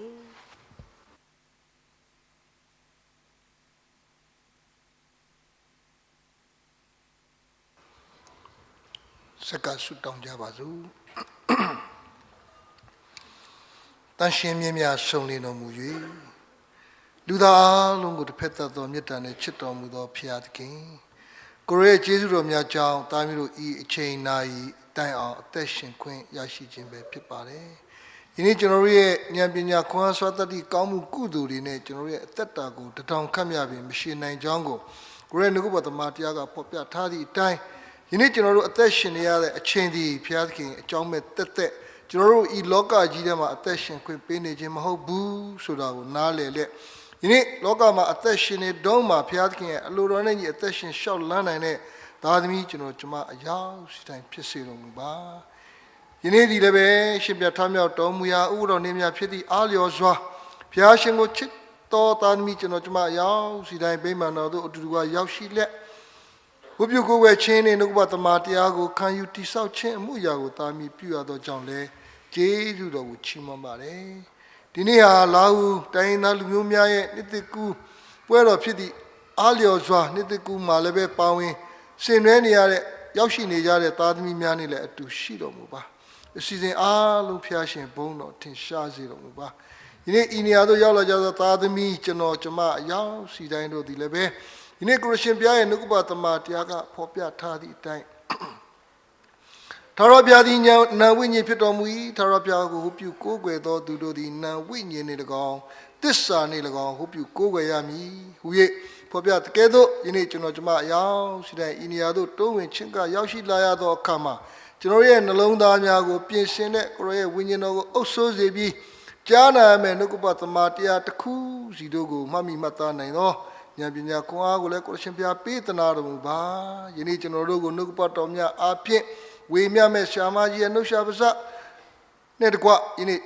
သက်တာအစီအစဉ်အားလုံးဖော်ပြချက်အရာအားလုံးကိုတန်ရှင်းသောဝိညာဉ်တော်ဘုရားအုပ်စိုးလမ်းပြတော်မူပါကျွန်တော်တို့ဒီလည်းပဲကြားနာမယ်နှုတ်ကပတ်တမန်တရားကိုခံယူတိဆောက်ကြသောအခါမှာပညာမဲ့ကဲ့သို့မဟုတ်ပညာတမာတိရှိစွာဖြင့်နှုတ်ကပတ်တော်ကိုခံယူတိဆောက်သလိုဒီနေ့ကိုရောဘုရားကျွန်တော်တို့ကိုဤလောကကြီးထဲမှာအကြောင်းမဲ့သက်ထားခြင်းမဟုတ်ဘဲနဲ့ကိုရောရဲ့အေဝံဂေလိတရားကိုသူတို့ဘာဝေမျှနိုင်စေဖို့ရန်ကိုရှင်ဘုရားအလိုရှိကြောင်းကိုနားလည်စေတော်မူပါဒီနေ့ကိုရှင်ဘုရားသည်အထူးသဖြင့်ကျွန်တော်ရဲ့လာဟုတိုင်းသားလူမျိုးများကိုအင်မတန်မှချစ်တော်ဘုရားရှင်လည်းဖြစ်ပါတယ်အားလုံးကိုချစ်တယ်အထူးသဖြင့်ဒီတိုင်းသားလူမျိုးများထဲမှာကိုချစ်တော်ဒီတင်းတော်ကြီးမှာလာရောက်ဟုတ်ပြုကိုးကွယ်ရတဲ့အခါမှာကျွန်တော်တို့တွေကြားနာသိရှိရတဲ့အတိုင်းပဲဒီနေ့ကိုရှင်ဘုရားရဲ့အမှုတော်များထဲမှာပါဝင်ဆောင်ရွက်နေကြတယ်ကျွန်တော်လာဟုတိုင်းသားလူမျိုးများဆရာမများအားလုံးတို့လည်းဂုဏ်ယူပါတယ်ဘုရားအထူးသဖြင့်ကျွန်တော်ရဲ့အတင်းချုပ်ကြီးရဲ့တွဲဘက်ဗန္နာတွဲဘက်အတွင်းမူကြီးအဖြစ်ဆောင်ရွက်တဲ့ဒေါက်တာရောဘတ်ပွန်တာမကပဲရှာမရူထာတို့ရဲ့သူခင်ပွန်းဒီလည်းပဲအသိချုပ်ကြီးမှာပါဝင်ပြီးတော့မှဆောင်ရွက်နေရတာကိုတွေ့ရတဲ့ကြောင့်လဲကျေးဇူးတော်ကိုချီးမွမ်းတယ်ထိုနည်းတူစွာဆရာကြီး ဂျကောပန်ကိုတွေ့ရသောကြောင့်လည်းယေရှုတင်တယ်ဒီနေ့ဒီတင်တော်မှာရှိတဲ့တေယုရှာကြီးရှာတော်ကြီးနဲ့တကွာအမှုတော်ဆောင်များအားလုံးကိုလည်းပဲဒီနေ့တွေ့ရှိရသောကြောင့်လည်းယေရှုတင်တယ်ကျွန်တော်တို့ကိုလိုက်လဲပြူငါစွာဖြင့်ကြိုးစိုးတဲ့ကျွန်တော်တို့ရဲ့အတူတကွဤကဲ့သို့ဝပြုကိုယ်ွယ်မိသားရဖွဲ့ရသောကြောင့်ယေရှုတင်ပါတယ်ဖေဟာကိုရရှင်ဖေဟာအထူးသဖြင့်ဒီကျိုင်းတုံမျိုးမှာဒီအဖွဲ့ချုပ်ကြီး၄ဘက်အခါဝလာဟုရှမ်းဒီနေ့အဖွဲ့ချုပ်ကြီးစုနေပြီးတော့ကာလမှာယုံကြည်သူများအဖြစ်ဤနေရာမှာဖျားရှင်တိဆောက်ထားသောကြောင့်လဲကျေးဇူးတော်ကိုချီးမွမ်းတယ်ကျွန်တော်ကြားရခဲ့ရတဲ့အတိုင်းကျွန်တော်ရဲ့ဒီလာဟုအဖွဲ့ချုပ်မှရရှိနေတဲ့အလူတော်ငွေတွေအားလုံးကိုစီမံခန့်ခွဲမှုတွေတိုင်းမှာဒီနေ့ဖျားရှင်အတွက်အသုံးပြုနေသောကြောင့်လဲကျေးဇူးတင်တယ်အထူးသဖြင့်ယုံကြည်သူအသင်းသူတင်သားတိုင်းသားလူမျိုးများအားလုံးလာဟုညီကိုမောင်နှမများအားလုံးတို့ဒီလည်းပဲမိမိတို့ရဲ့အသက်တာမှာမိမိတို့ခံစားရတဲ့ကောင်းကြီးများကိုတစ်ခုနောက်တစ်ခုရည်တက်ချီးမွမ်းပြီးဆယ်ဖို့အလူတော်ငွေကိုလည်းပဲဒီနေ့ရှစ်မှန်စွာပေးလူခြင်းအပြင်ဒီနေ့သာသနာလုပ်ငန်းမှာပုံမိုးပြီးဆောင်ရွက်နိုင်စေဖို့ရလဲကိုရှင်ပြမဆပါဒီနေ့ကျွန်တော်တို့ကြာတိရရဲ့အတိုင်းပဲသာသနာပြုရတဲ့အခါမှာလိုအပ်ချက်တွေအရာတွေအများစွာရှိပါတယ်ဒီနေ့ကျွန်တော်သာသနာပြုခြင်းဥယျာမှာပညာရေးကျမ်းမာရေးများအဖြစ်လေသာမျိုးတို့ဆောင်ရွက်ရမှာဖြစ်တယ်လို့ဘုရားရှင်ရဲ့နှုတ်ကပတ်သမတရားဒီယေရှုခရစ်တော်ဘုရားသည်ကယ်တင်ရှင်အသက်ရှင်သောဘုရားရှင်ဖြစ်တယ်။အရာခတ်သိမ်းကိုတတ်နိုင်သောဘုရားရှင်ဖြစ်တယ်။ကျွန်တော်တို့တဲ့လူသားအားလုံးတွေကိုဒီနေ့ဒုက္ခဆင်းရဲကအသေးခံတတ်တော့ကိုဆွံ့ရသုံးရမြောက်သောနေ့မှာရှင်ပြန်ထမြောက်တော်မူသောဘုရားရှင်ဖြစ်တယ်ဆိုတဲ့အကြောင်းအရာကိုကျွန်တော်တို့ရဲ့အသက်တာမှာဖော်ပြနိုင်ခြင်းအဖြစ်ဒီနေ့စစ်မှန်သောသားသမီးယုံကြည်သူကျွန်တော်အရောက်စိတ်တိုင်းဖြစ်စေဖို့ကိုရရှင်ပြာမာစာတော်မူပါယေရှုတင်ပါတယ်ကိုရရှင်ပြာတင်တော်ကြီးထဲမှာရှိမဲ့သက်ကြီးသောဘိုးဘွားတွေမိခင်ဖခင်များအတွက်တော်၎င်းမကြမ်းမမာလည်းရှိသောသူများအားလုံးတဲ့အထူးသဖြင့်စီချိုသွေးချိုကြောက်ကသွေးတိုးမှစပြီးကင်ဆာရောဂါအမျိုးမျိုးခံစားနေရတဲ့သူတွေအတွက်လည်းဤနေရာကနေသတိရဆွတောင်းပေးပါတယ်ဒီနေ့ကျွန်တော်တို့ကျမ်းမာခြင်းခွင့်ရရှိနေခြင်းဟာလည်းတကယ်ကိုဖျားရှင်ရဲ့ကျေးဇူးတော်ဖြစ်တယ်မကြမ်းမမာသောသူများအတွက်သာမီတို့အထူးအစဉ်မြဲဆွတောင်းပေးနေသောသာမီကျွန်တော်ရောက်စီတိုင်းဖြစ်စေသလိုဒီနေ့ကျွန်တော်တို့တက်တာမှာခံစားရတဲ့ကောင်းကြီးတွေကိုရည်တွက်ချီးမွမ်းပြီးပေးကမ်းလူဒန်းတဲ့အငယ်ဆုံးသောသူများကိုပေးကမ်းလူဒန်းတဲ့သာမီကျွန်တော်ရောက်စီတိုင်းဖြစ်စေပါအငယ်ဆုံးသောသူကိုပြုသမျှသောအရာသည်ငါကိုပြုသောအရာဖြစ်တယ်လို့ကိုရရှင်ဘုရားဖော်ပြထားတဲ့အတိုင်းဒီနေ့ကျွန်တော်ရောက်စီတိုင်းနေ့စဉ်ကောင်းမှုစွာစားနေတောက်နေရတဲ့အချိန်မှာအချို့သောနေရာတွေမှာဒီနေ့ကောင်းမှုစွာမစားရမတောက်ရမအိပ်ရတဲ့သူတွေများစွာရှိပါတယ်ကိုတော့မကြမ်းမမာပဲနဲ့ရှိနေရတယ်သူတို့တွေလုံခြုံမှုမရှိဘူးကျွန်တော်တို့ကတော့လုံခြုံရှိနေတဲ့အချိန်မှာဒီနေ့ကိုတော့သူတို့အတွက်အထူးဖြင့်သတိရဆွတောင်းပေးနိုင်ခြင်းအပြင်ပေးခြင်းအပြင်ပေးလူဆက်ကခြင်းအပြင်ဘုရားရှင်အလိုတော်ရှိသောအတ္တကိုဒီနေ့ကိုရှင်ဘုရားပြင်ဆင်ပေးတော်မူပါ။အိုဖဘုရားရှင်ယနေ့ကျွန်တော်တို့လောကကြီးထဲမှာဆက်လက်ပြီးတော့မှ2026ခုနှစ်တည်းကိုလည်းဘုရားသခင်ကျွန်တော်တို့ကိုပို့ဆောင်ပေးသောကြောင့်လည်းကျေးဇူးတင်ပါတယ်။ဒီနေ့2026ခုနှစ်ထဲမှာကျွန်တော်တို့ရှောက်လန်းရမယ့်မြန်မာနိုင်ငံရဲ့ချစ်ခရစ်ယာန်တင်းကျုပ်ကြီးရဲ့အဓိကအချက်ကတော့တင်းတော်ဒီကဘာမြေကြီးရဲ့မျှော်လင့်ခြင်းဖြစ်ရမယ်ဆိုတဲ့အတိုင်းပဲဒီနေ့ကျွန်တော်တို့အသင်းတော်ကျွန်တော်တို့ယုံကြည်သူအားလုံးဟာသူတစ်ပါးတည်းရဲ့မျှော်လင့်ခြင်းကိုပေးနိုင်တော်သူများဖြစ်စေဖို့ကျွန်တော်ရဲ့နှုတ်ရှာပါးစပ်ကထွက်တဲ့အရာဒီသူတစ်ပါးအတွက် medicine ဖြစ်စေဖို့ poison မဖြစ်စေပဲ medicine ဖြစ်ခြင်းအပြင်ကြားနာရတဲ့သူတွေအရောက်စီတိုင်းရဲ့အသက်တာမှာဝမ်းမြောက်ခြင်းပျော်ရွှင်ခြင်းရဲ့ကျမ်းမာခြင်းနဲ့ပြေဝဆုံးလင်းစေတော်မူပါဖျားယေရှုတင်တဲ့ကိုရောဒီနေ့လာရောက်ကြတဲ့သားသမီးကျွန်တော်အရောက်စီတိုင်းတို့ရဲ့တက်တာပေါ်မှာဒီနေ့ကိုရရှင်ဘုရားသည်ကျွန်တော်တယောက်စီတိုင်းကိုနှုတ်ကပတ်တော်အပြင်သွန်သင်လမ်းပြလက်ကျွန်တော်ရှောက်လန်းရမယ်လမ်းကြီးတယောက်တည်းမှာရဲ့ကိုရဲနှုတ်ကပတ်တော်မှာတရားကဖော်ပြထားသည့်အတိုင်းနှုတ်ကပတ်တော်သည်ကျွန်တော်ရှေ့ခွကျွန်တော်ခြေတော်ရှင်းမှာမိခွက်ဖြစ်ကျွန်တော်လမ်းကြီးကိုလင်းစေတယ်ဆိုတဲ့အတိုင်းပဲနှုတ်ကပတ်တော်မှာတရားကိုတမာတတိရှိစွာဒီနေ့ကိုရောပေးထားတဲ့ဉာဏ်ပညာဒါမကကိုရောပေးသောရှင်းသောဝိညာဉ်တော်ရဲ့အုပ်စိုးလမ်းပြမှုကိုခံယူတိဆောက်ပြီးမှအသက်တာအတွက်အတွင်းလူခိုင်ခန့်တိုးပွားပြီးတော့မှယနေ့ဘုရားရှင်ရဲ့အမှုတော်ပြတဲ့မှာတာ၍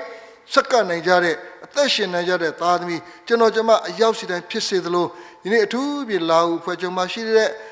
သင်းတော်တွေနဲ့ရက်ွက်တွေမှာအစပြီးရှိနေကြတဲ့ကျွန်တော်အရောက်စီတိုင်းတို့အပေါ်မှာ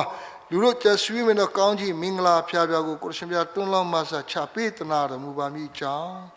ကျွန်တော်ကျမရောက်စီတိုင်းလည်းမပြည့်မစုံဘူးအားနည်းချက်များကိုဝန်ချတောင်းပန်လျက်တပါးဒီတော်သားတော်သခင်ယေရှုခရစ်တော်ဘုရား၏မြတ်သောနာမကိုအမိပြု၍အလုံးရတဲ့လေးများစွာဆုတောင်းစကားပါလေဖတ်ထားတော်မြတ်စွာသောဘုရားအာမင်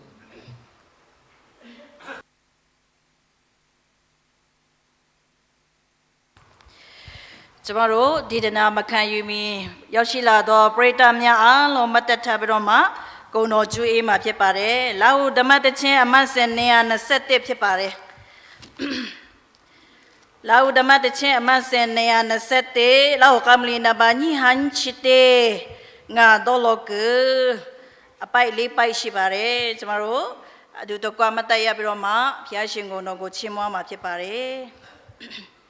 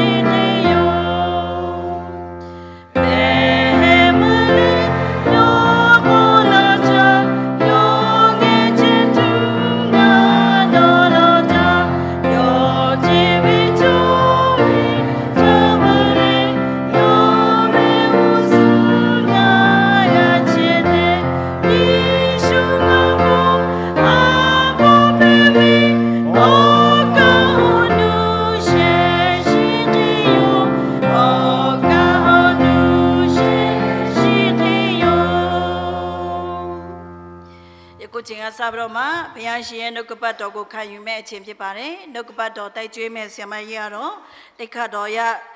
ဒေါက်တာဒေါ်အေးနွယ်ဖြစ်ပါတယ်ဒီဒနာအတွက်အချိန်နိုင်ကိုဆရာမကြီးလက်ထက်တော့အပ်ပါတယ်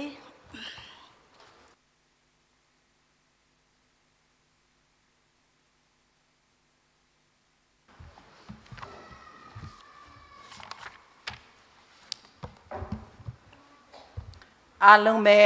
မင်္ဂလာပါမင်္ဂလာပါကျေးဇူးတင်ပါတယ် So happy Lahu New Year ဟုတ်ကဲ့ကျေးဇူးတင်ပါတယ် So ကျမကိုဘာလူမျိုးလို့ထင်တယ်ကြည့်ပါဦး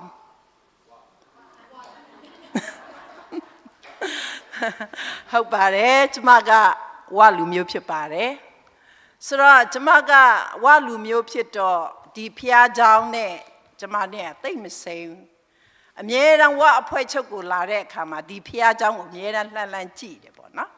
ဒါပေမဲ့တစ်ခါမှမရောက်ဖြစ်ဘူးပေါ့ဆိုတော့ဒီနေ့ကျေးဇူးတော်ကြောင့်ကျမကဒီနေ့ဖျားเจ้าမှာလာပြီးတော့မှဒီနေ့ကျမတို့အုတ်ချုပ်စီမံမှာပါဝင်ကြတဲ့ဆရာကြီးတွေဆရာမကြီးတွေနဲ့အတူလာရောက်ရတဲ့ခွင့်ကိုရရှိတဲ့အတွက်ကြောင့်ဖျားရဲ့ကျေးဇူးတော်ကိုချီးမွမ်းတယ်ပြီးတဲ့အခါမှာအသင်းတော်ကိုလည်းထူပဲကျေးဇူးတင်တယ်ကျမတို့မြန်မာနိုင်ငံနှစ်ချင်းအသင်းချုပ် ဒီလိုမျိုးနေရာချပေးတဲ့အခါမှာကျမတို့ကိုလိုက်လဲလဲနဲ့လက်ခံပေးတဲ့အတွက်ကြောင့်အသင်းတော်ကိုလည်းထူးပဲကျေးဇူးတင်တဲ့အကြောင်းကျမအနေနဲ့ပေါ့နော် MBC ကိုစားဖော်ပြချင်ပါတယ်ဒီနေ့ကတော့တကယ်ကျေးဇူးတော်ပဲဘာဖြစ်လို့လဲဆိုတော့ဒီနေ့ဒီနေရာမှာကျမတို့နဲ့အတူရောက်လာတဲ့ဆရာကြီးတွေဆရာမကြီးတွေကိုကြည့်မယ်ဆိုရင်တော့ဆုံလင်းပဲဆိုရင်ဒေါက်တာဂျိုးဆက်နဲ့ကျမနဲ့ကတော့ MIT ကကတိကတွေဖြစ်တယ်ဆိုတော့ MIT ကကတိကတွေဖြစ်တဲ့အခါမှာဒီမှာအတူတူလာရောက်ရတယ်ဆိုတဲ့အခါကျေးဇူးတော်ပဲဒီလိုစုံဖို့မလွယ်ဘူးအတူတူအလက်လုပ်ပေမဲ့တစ်ခါတလေတော့မတွေ့ကြဒီနေ့ကကျမတို့အတူတူဒီမှာလာပြီးတော့မှဖျားရှိခိုးရတယ်ကျေးဇူးတော်ပဲဒီမှာကျမတို့ MBC ကပုံနှိပ်တိုက်မှာအလက်လုပ်တဲ့ဆရာအဒီမူဒါလည်းကျမတို့ဒါမြန်မာနိုင်ငံစာပေမှာအရေးကြီးတဲ့အရာတစ်ခုမှာဒါဒီဆရာကစက္ကတ်တယ်ဒီနေ့လဲသူပါဝင်နိုင်တယ်ဆရာမကြီးနော်ဖောကိုဆိုရင်လည်းအင်တာမအလုပ်များတဲ့ဆရာမကြီးစက္ကတ်တဲ့ဆရာမကြီးဖြစ်တယ်ဆရာမလာဖောဆိုရင်လည်းကျမတို့ MBC ကအခု JU လို့ခေါ်တဲ့ပေါ့နော်ကျမတို့Korean University ပေါ့နော်တက္ကသိုလ်စဖွင့်ဖို့အတွက်ဒါသူကစပြီးတော့မှတာဝန်ယူတဲ့တွင်ရမှုအခုဆိုလို့ရှိရင်ကျမတို့လူငယ်တွေအတွက်စပြီးတော့မှဒီ JELC ဆိုတဲ့သင်တန်းတွေဖွင့်လာပြီ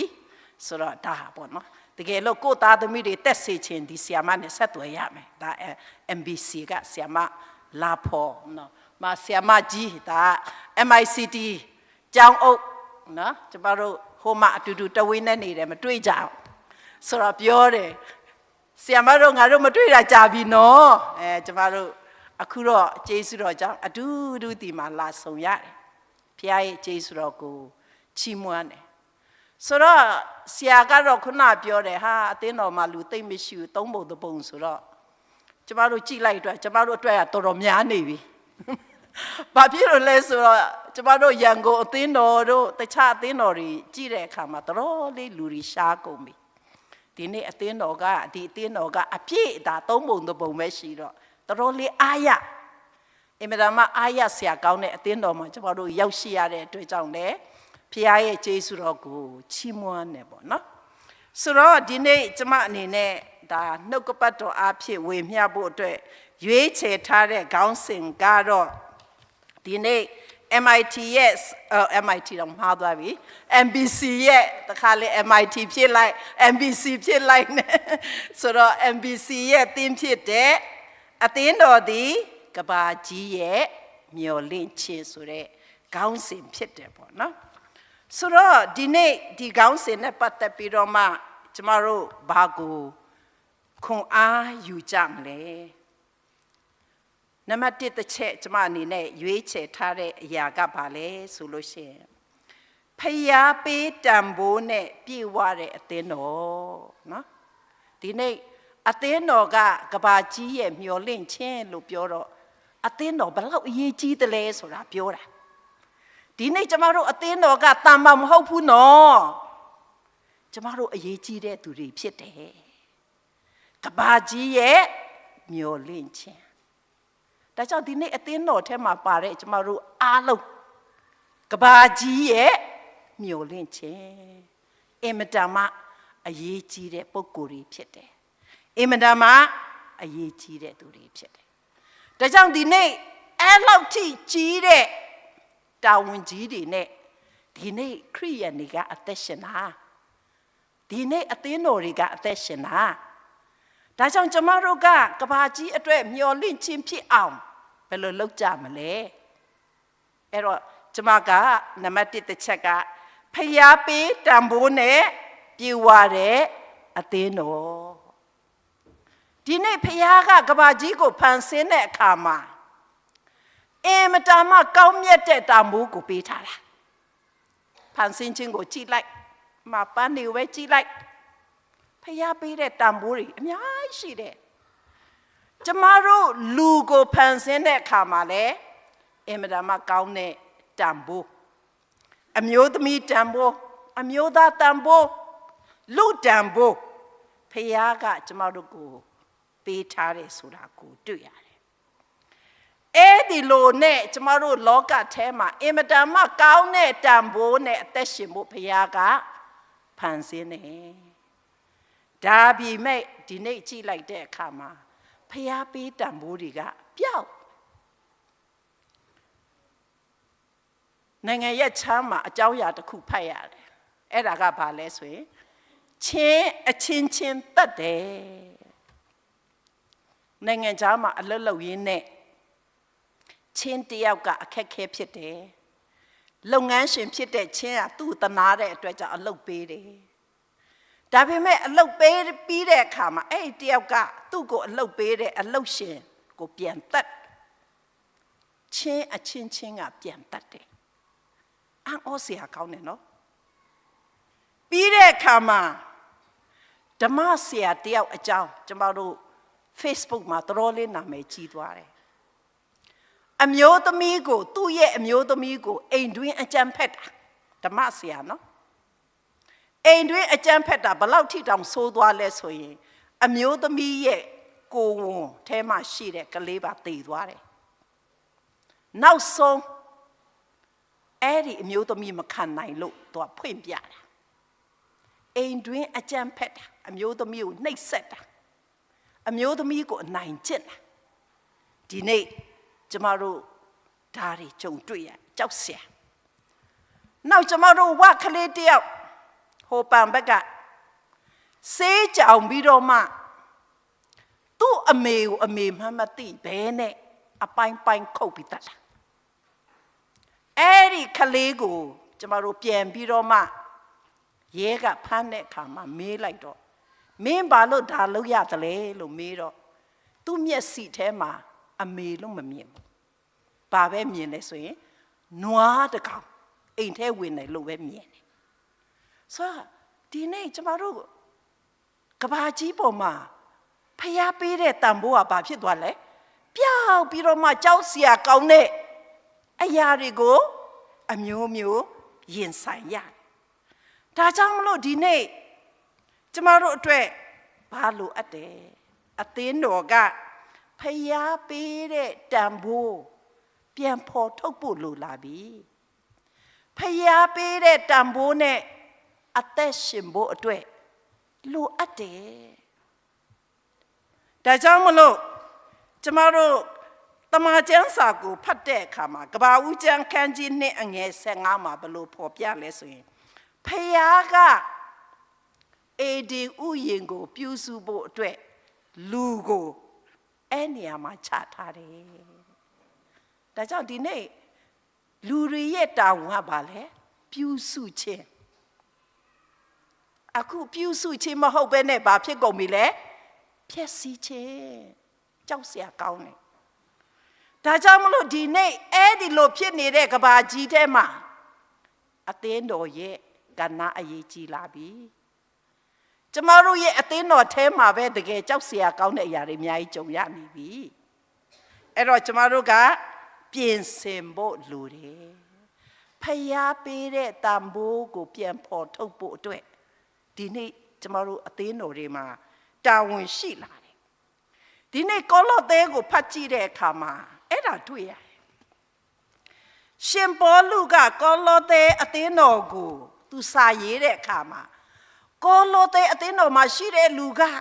အယံကိုတန်ဖိုးရှိတယ်ဆိုတော့ तू ချီးမြှောက်ထားတာ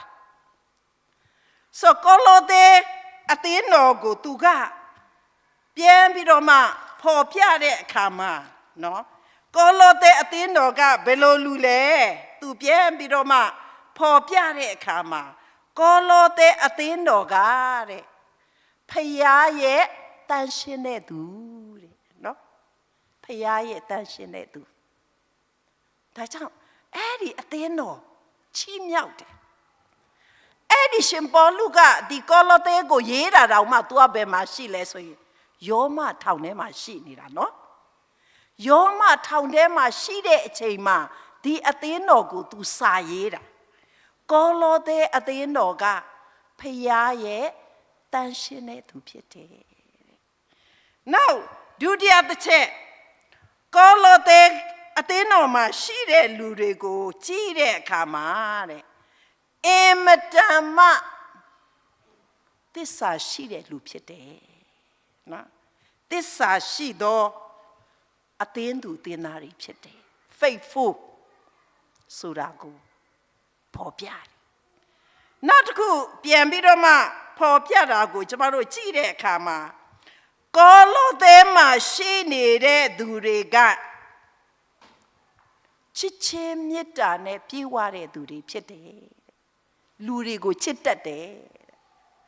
ဆိုတော့ရှင်ပေါလုကောလောသဲအကြောင်းကိုဖော်ပြတဲ့အခါမှာအဲ့ဒီအသင်းတော်ကတိတ်ပြီးတော့မှအားရစရာဖြစ်တယ်ဆိုတာကိုတွေ့ရတယ်နောက်ကောလောသဲမှာရှိနေတဲ့သူတို့ရဲ့အသက်တာကိုပြန်ပြီးတော့မှ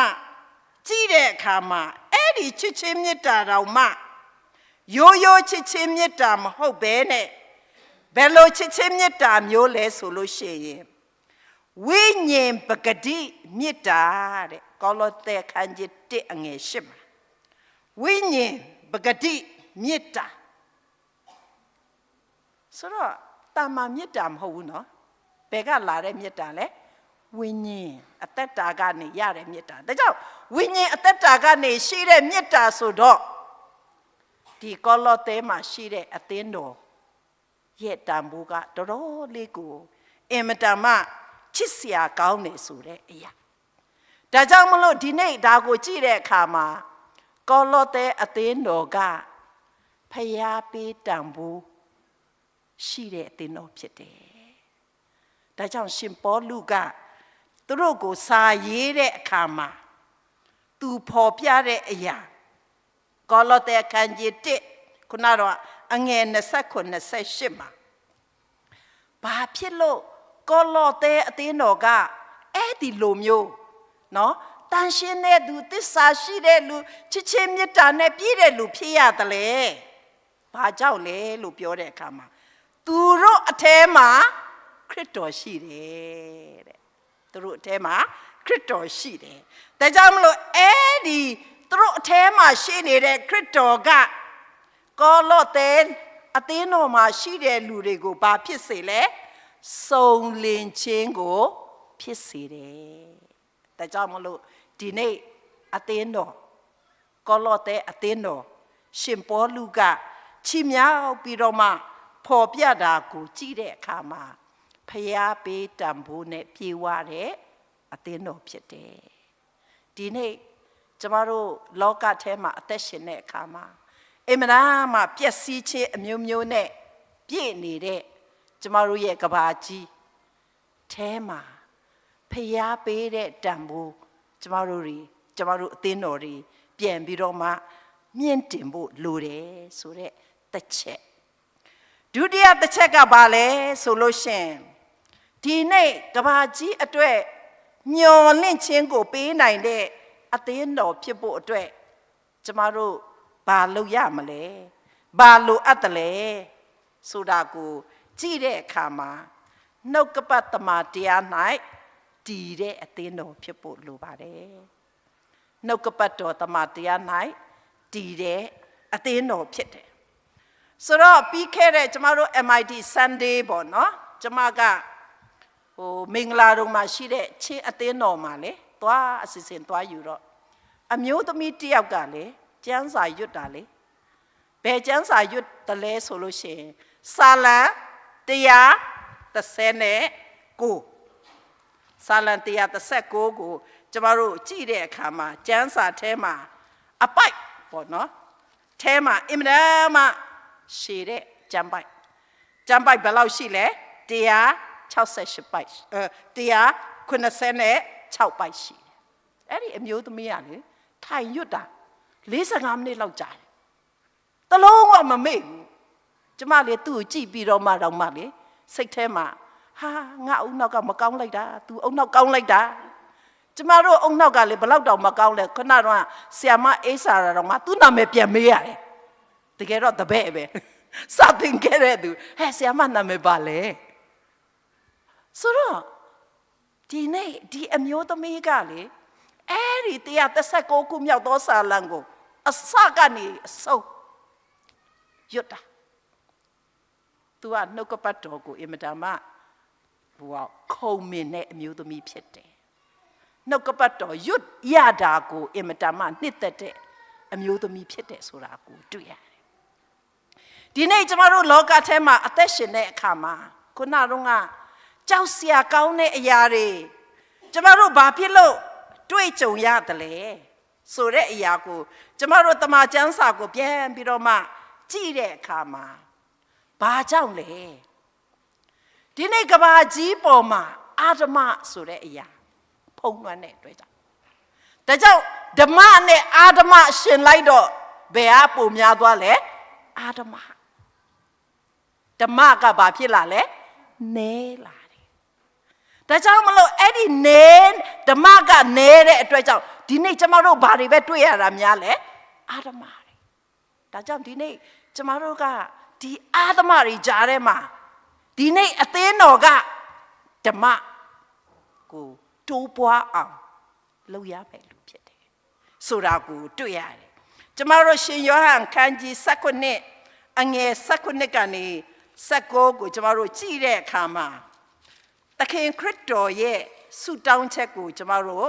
တွေ့ရမှာဖြစ်ပါတယ်အဲ့တော့သခင်ခရစ်တော်ကဆုတောင်းတဲ့အခါမှာဘာကိုဖော်ပြတယ်လဲဆိုလို့ရှိရင်တပည့်တော်တွေ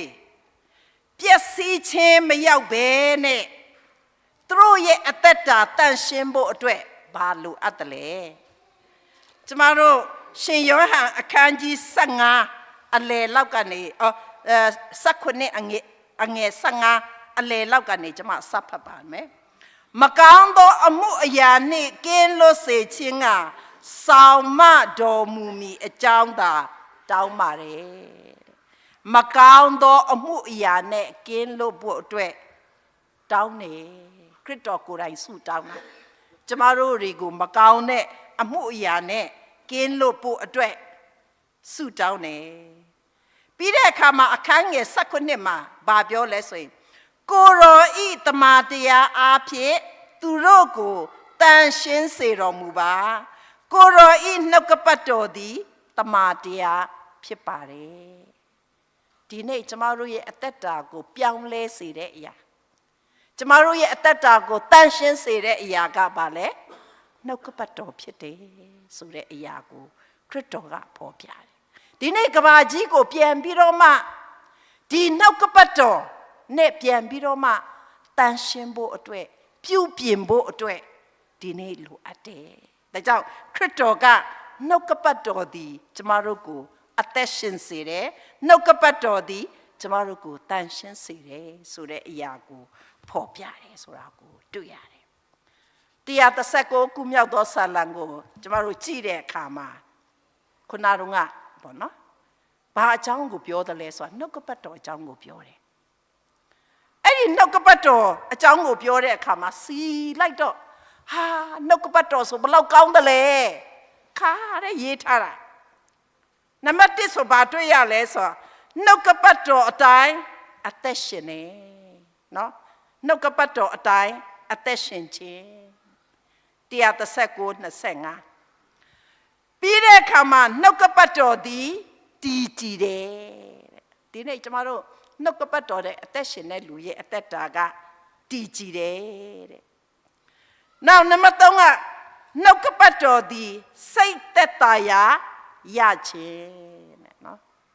ဝမ်းနေတဲ့အခါမှာအားငယ်တဲ့အခါမှာအများကြီးရှိတယ်ကျမတို့အသင်းတော်မှာရှိတဲ့အမျိုးသမီးတွေဆိုလို့ရှိရင်သူတို့ရဲ့သားသမီးတွေတချို့ဆိုလို့ရှိရင်ဖန်စီချုံနှောင်ချင်းခံရတဲ့ကလေးလည်းအများကြီးပါတယ်အမေဆိုလို့ရှိရင်ကျမတို့ကိုဆုတောင်းဖို့တင်တဲ့အခါမှာအမြဲတမ်းမျက်ရည်ကျကျမသားသမီးအတွက်ဆုတောင်းပေးပါပြောလိုက်တာနဲ့သူတော်ပါဇက်ကပြောတာနဲ့မျက်ရည်ကအဲ့လိုကျဒါပေမဲ့ဒီအမျိုးသမီးကဖခင်เจ้าမှာရောက်တဲ့အခါမှာအမြဲတမ်းပြုံးနေဘာကြောင့်ပြုံးတယ်လဲနှုတ်ကပတ်တော်အားဖြင့်ပြုံးနေနှုတ်ကပတ်တော်အားဖြင့်သက်သာခြင်းကိုရောက်တယ်ဆိုတဲ့အရာကိုတွေ့ရတယ်နောက်နှုတ်ကပတ်တော်အားဖြင့်ကျေးဇူးပြုခြင်းတဲ့ ကောင်းတဲ့အရာကိုလုပ်ချင်တယ်ဒီနေ့ကျမတို့နှုတ်ကပတ်တော်ရှိတဲ့လူကသူများကိုကောင်းတာပဲပေးချင်တယ်သူများကိုကောင်းတာပဲလုပ်ချင်တယ်ဒါကြောင့်မလို့နှုတ်ကပတ်တော်ကကျေးဇူးပြုတယ်တဲ့နောက်နှုတ်ကပတ်တော်ကရွှေငွေထက်တန်ဖိုးရှိတယ်တဲ့139နော်139ပိုက်ငယ်92ရွှေငွေထက်တန်ဖိုးရှိတယ်ဆိုပြီးတော့မှဖော်ပြလာဟုမှာချီးကျူးစရာကောင်းတာနော်တော်များများကျမ်းစာကြောင်းတက်တဲ့လူတွေတွေ့ရတယ်ပြီးတဲ့အခါမှာအမှုတော်ဆောင်တာတွေလည်းအများကြီးတွေ့ရတယ်ဆိုတော့တကယ်ဝမ်းသာစရာဖြစ်တယ်ဆိုကျမလည်းတကယ်မျက်မြင်တွေ့တယ်ပေါ့နော်ဆိုကျမဆိုရင်ဟိုလာရှိုးနမရွာကကျမတို့နမရွာမှာဆိုရင်လာဟုရှမ်းဝ၃မျိုးနေတယ်ကျမနမမှာနေတဲ့အခါဆိုရင်လာဟုစကားကောင်းကောင်းရတယ်လာဟုအိမ်မှာလည်းခဏခဏသမင်းသွားစားတယ်ဘာလို့ကျမတို့ကလေတငယ်ချင်းတွေအများကြီးရှိတော့အခုရန်ကုန်မှာနေတာကြတော့နည်းနည်းပဲမိတ်သွားတယ်အော်ပိုကြားတို့မေကြားတို့တလောက်ပဲရတော့လေကိုကာဗလဲတို့အရင်ကဆိုခဏခဏပြောတယ်ကျမတို့အခုဆိုရင်မိတ်ကျမတို့ဝါမှာရှိနေတဲ့လူတွေကိုကြည့်တဲ့အခါမှာအထူးသဖြင့်တာချီလိပ်ဘက်မှာရှိတဲ့ဝအသင်းတော်ဒုက္ခရောက်တဲ့အရာတစ်ခုရှိတယ်အဲ့ဒါပါလဲဆိုရင်သားသမီးတွေကိုကျမ်းစာကြောင်းမပို့ချင်ဘူးသားသမီးတွေကိုဓမ္မအမှုတော်ဆောင်ဖြစ်ဖို့အားမပေးချင်ဘူးအားမပေးတဲ့အတွက်ကြောင့်ဝသာသနာနယ်မှာအမှုတော်ဆောင်နေအားနေတယ်ဒီနေ့ကျမတို့လာဟုမှာကြည့်တဲ့အခါမှာဟိုအများကြီးတွေ့ရတယ်ဒီနေ့အသင်းတော်ကလည်းဟာဆယ်ဖို့တဖို့ကိုသာသနာနဲ့ကျမ်းစာကြောင်းဟာအားရစရာကောင်းလိုက်တာဘာဖြစ်လို့လဲဆိုတော့နှုတ်ကပတ်တော်ကိုရတဲ့သူကဘာထက်တာတယ်လဲရွှေငွေယတနာထက်တာတယ်ဒါပေမဲ့မိဘတွေကအဲ့ဒီနှုတ်ကပတ်တော်ထက်ရွှေငွေတွေကိုပို့ချစ်တော့သားသမီးတွေကိုကျမ်းစာကြောင်းမလုပ်ဘူးဒါကြောင့်ဒီနေ့နှုတ်ကပတ်တော်ကကျမတို့အတွက်အင်မတန်မှရွှေငွေထက်တန်ဖိုးရှိတယ်ဆိုတာကိုဖော်ပြတယ်ပြီးတဲ့အခါမှာနှုတ်ကပတ်တော်အားဖြင့်ပျော်မွေ့ခြင်းတဲ့နော်139ခုမြောက်သောစာလံပိုက်ငယ်89ဒီနေ့နှုတ်ကပတ်တော်မှာသားသမီးတွေပျော်မွေ့ဖို့အတွက်ကျမတို့လုပ်ရတယ်။ဘာဖြစ်လို့လဲဆိုတော့ဒီနေ့ခေရည်စီးကြောင်းကျမတို့သားသမီးတွေကိုအများကြီးပဲဖြည့်ဆည်းတာရှိတယ်။အရင်တော့ကကျမတို့ဖုန်းနေဈေးကြီးတဲ့အခါမှာကျမတို့တော့မကင်နိုင်ဘူးနော်။ကျမဟောင်ကောင်မှာကြောင်းတော့တက်တော့လေအယမ်းစိတ်တူတယ်သိလား။ဘာဖြစ်လို့လဲဆိုတော့ဟောင်ကောင်ရောက်တော့လေတန်ရှင်ရေးလောက်တဲ့လူကအစဖုန်းကင်နေလေငါက MIT မှာစာချပြီးတော့ဖုန်းတော့မကင်နိုင်ဘူးဆိုစိတ်တူတယ်ဟောကျမတို့မြန်မာပြည်မှာဖုန်းတွေလည်းအကုန်ကင်နိုင်တော့ပြဿနာပြန်ဖြစ်ရောဘာဖြစ်လို့လဲလူတွေက materialism လို့ခေါ်တဲ့ဒီအရာလောကအရာကိုပို့ပြီးဘာဖြစ်လာလဲအာတန်ပါကြတယ်ဒါကြောင့်မလို့လောကရေးရာမှာလူတွေကဘာဖြစ်လာလဲပျော်မွေ့အိမ်မှာဆိုကျမတို့ခဏခဏစားကဲဖျားရှိခိုးတော့မယ်ဆိုလို့ရှိရင်တော့လူတွေကတိတ်ကုန်တယ်ရုပ်ရှင်ကြည့်တော့ဟာဟာလာဒီဖုန်းတွေကြည့်တော့ငါလဲဟာဟောဖျားလည်းရှိခိုးတော့မယ်ဆိုတန်းတဲ့လူနဲ့ဒါကြောင့်မလို့ဒီနေ့နှုတ်ကပတ်တော်မှာကျမတို့ဘာဖြစ်လဲမပြောနိုင်တော့ဘူးကျမပြီးခဲ့တဲ့ဒီဇင်ဘာလဆန်းတော့ကကျိုင်းတုံလာလေကျမတို့ဝအဖွဲ့ချုပ်အတွင်းရေးမှူးသူ့သားကိုသူကဖုန်းပေးကင်တာကျမ online ကနေစာတင်တာစာတင်တော့ကျမ online ကနေစာတင်တဲ့အချိန်မှာဖုန်းကင်နေကလေးကလည်းအခုမှ3နှစ်တောင်မပြည့်သေးဘူးထင်တယ်ကင်နေကျမစာတင်ပေးရတီသူဖုန်းကင်လို့မပြီးသေးဘူး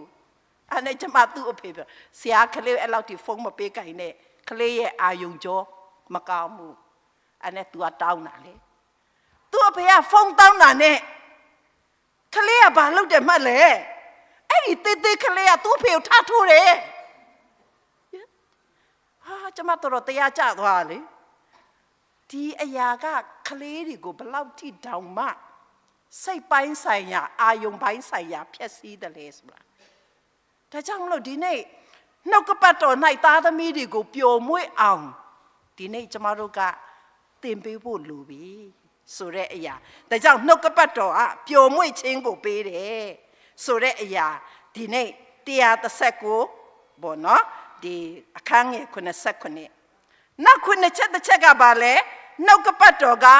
မျော်လင့်ခြင်းကိုပေးတယ်တဲ့နော်မျော်လင့်ခြင်း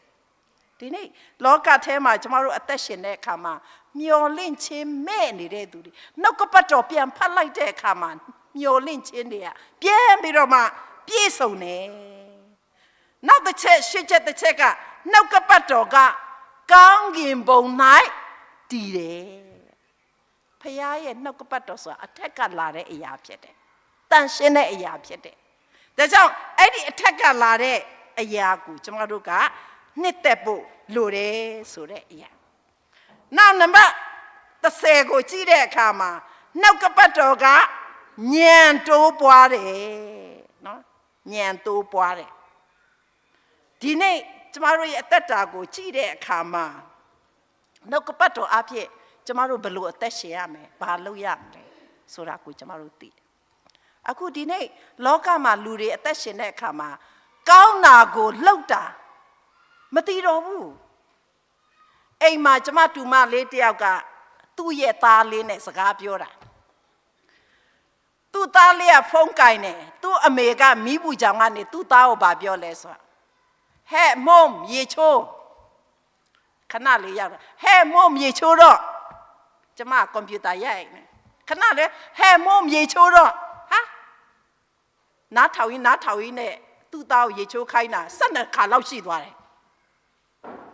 ဟာအဲ့ဒါနဲ့ကျမကသူ့သားကိုသွားပြောတယ်မုံနေ့အမေပါပြောလေရေချိုးဖို့နင်နားလေတယ်မလားနားလေတယ်အဲ့ဆိုသွားဆိုကလေးတွေကအဲ့လိုဖြစ်သွားတာဉာဏ်ပညာမတုံးတော့ဘူးလှုပ်တင်လှုပ်ထိုက်တာမသိတော့ဘူးဒါကြောင့်မလို့ဒီနေ့ကျမတို့ရဲ့အသက်တာမှာနှုတ်ကပတ်တော်ရတဲ့လူကဘာဖြစ်လဲဉာဏ်ပညာရတယ်ဘာလှုပ်တင်တယ်လဲဘာမလှုပ်တင်တယ်လဲဒီနေ့နှုတ်ကပတ်တော်အားဖြင့်ဒီနေ့ကျမတို့ကိုဉာဏ်တိုးပွားစေတယ်ဆိုတဲ့အရာနောက်တစ်ချက်က7မှာနှုတ်ကပတ်တော်ကအလင်းကျမတို့နှုတ်ကပတ်တော်သည်ကျွန်ုပ်ခြေရှိမှာမိခွဲဖြစ်၍ကျွန်ုပ်ရဲ့အလင်းကိုဖြစ်စေတယ်အလင်းဒါကြောင့်ဒီနေ့နှုတ်ကပတ်တော်ကကျမတို့အတွက်အလင်းနောက်စနစ်ကနှုတ်ကပတ်တော်သည်စင်ကြယ်ခြင်းကိုပေးတယ်ဒီနေ့နှုတ်ကပတ်တော်အဖြစ်စင်ကြယ်ခြင်းဒီနေ့ကျမတို့မြန်မာနိုင်ငံနှစ်ချင်းအသင်းချုပ်မှာအရေးကြီးတဲ့လူငယ်နေ့တစ်နေ့ရှိတယ်အဲ့ဒါပါလဲဆိုရင်မူရစ်ဆေးဝါးတိုက်ဖြတ်ရေးနေ့အဲ့ဒီမူရစ်ဆေးဝါးတိုက်ဖြတ်ခြင်းကကျမတို့လူငယ်တွေအတွက်အင်မတန်မှပျက်စီးတဲ့အရာဒါကြောင့်မလို့ဒီနေ့လူငယ်တွေကိုပျက်စီးစေတဲ့အရာကနေလွတ်မြောက်ဖို့ရန်အတွက်နှုတ်ကပတ်တော်သည်အရေးကြီးတယ်ဆိုတဲ့အရာနောက်73မှာနှုတ်ကပတ်တော်သည်တရားသဖြင့်စီရင်တယ်နော်ဖြောက်မှတ်စွာစီရင်တယ်တရားသဖြင့်စီရင်တယ်နံပါတ်14နောက်ဆုံးတစ်ခုကပါလေနှုတ်ကပတ်တော်သည်ကြီးစွာ၌ငြိမ်ဝှက်ခြင်းကြီးစွာ၌ငြိမ်ဝှက်ခြင်းဆိုတာပါလေ great peace ဒီနေ့ကဘာကြီးပေါ်မှာအင်မတန်မှမငြိမ်မသက်ဖြစ်ပြီးတော့မှကျမတို့တွေစိုးရင်ကြောက်ရွံ့နေတဲ့အချိန်မှာနှုတ်ကပတ်တော်ဒီကျမတို့ကိုဗာပေးလေကြီးသောငြိမ်သက်ခြင်းကိုပေးတယ်ဒါကြောင့်မလို့နှုတ်ကပတ်တော်ဒီ၌တည်တဲ့အသက်တာဖြစ်ခြင်းရပါဖြစ်လေကျမတို့အတွက်အရေးကြီးတယ်တခါတော့ကသားဖ2ယောက်ကလေတော်ထဲမှာသွားပြီးတော့မှသူများရဲ့ဖရဲသီးကိုခိုးစားမလို့တဲ့သွားကြအဲ့ဒါနဲ့သွားတော့အဖေကသားကိုပြောတယ်ကဲငါသားငါဖရဲသီးသွားခူးမယ်မင်းကလူကြည့်ပေးလူလိုက်ငါ့ကိုအချက်နဲ့ပြဆိုအဲ့ဒါနဲ့သားဖန်အဖေကအဲ့ဒီရခင်းနဲ့မှသွားပြီးတော့မှဖရဲသီးသွားခူးတာပေါ့အဲ့ဒီအချိန်မှာသားကအဖေနေအောင်နဲ့ဆိုအဖေနေအောင်နေဆိုလူလာပြီလားဆိုသူ့အဖေဟာလန့်မဟုတ်ဘူးတဲ့ဘာလဲဆိုအပေါ်ကကြည့်နေတယ်တဲ့ဘယ်ကအပေါ်ကကြည့်တာလဲလို့ပြောတဲ့အခါ လူတွေမလာပေမဲ့ဖျားကြည့်နေတဲ့အဖေတဲ့ဒါကြောင့်ကျမတို့ကလူတွေမိမှာပဲစိုးရိမ်နေဖျားကြည့်တာကိုကျမတို့မမြင်ဘူးဒါကြောင့်နှုတ်ကပတ်တော်ကနဲ့အသက်ရှင်ခြင်းအားဖြင့်နှုတ်ကပတ်တော်၌တည်ခြင်းအားဖြင့်ဒီနေ့ကျမတို့ရဲ့အသက်တာကိုပြန်ပြီးတော့မှတည်ဆောက်မှုကိုဖြစ်စေတယ်ဆိုတဲ့အရာကိုတွေ့ရတယ်ဒါကြောင့်မလို့နံပါတ်1တစ်ချက်ကဒီနေ့ကျမတို့အသင်းတော်တွေကနှုတ်ကပတ်တော်၌တည်တဲ့အသင်းတော်ဖြစ်ဖို့လိုတယ်ဒီနေ့ကျမတို့ရဲ့သားသမီးတွေကနှုတ်ကပတ်တော်၌တည်ဖို့အတွက်ဒီနေ့ကျမတို့တွေကတာဝန်ရှိတယ်ဆိုတဲ့အရာကိုကျမအနေနဲ့ဒါဒုတိယတစ်ချက်ဖော်ပြချင်ပါတယ်တတိယတစ်ချက်ကဘာလဲဆိုလို့ရှိရင်ခုနကဆရာကြီးဆုတောင်းတဲ့အဲမှာပါပါတယ်အဲ့ဒါကဘာလဲဆိုရင်အတွင်းခိုင်ခန့်သောအသင်းတော်အတွင်းခိုင်ခန့်သောအသင်းတော်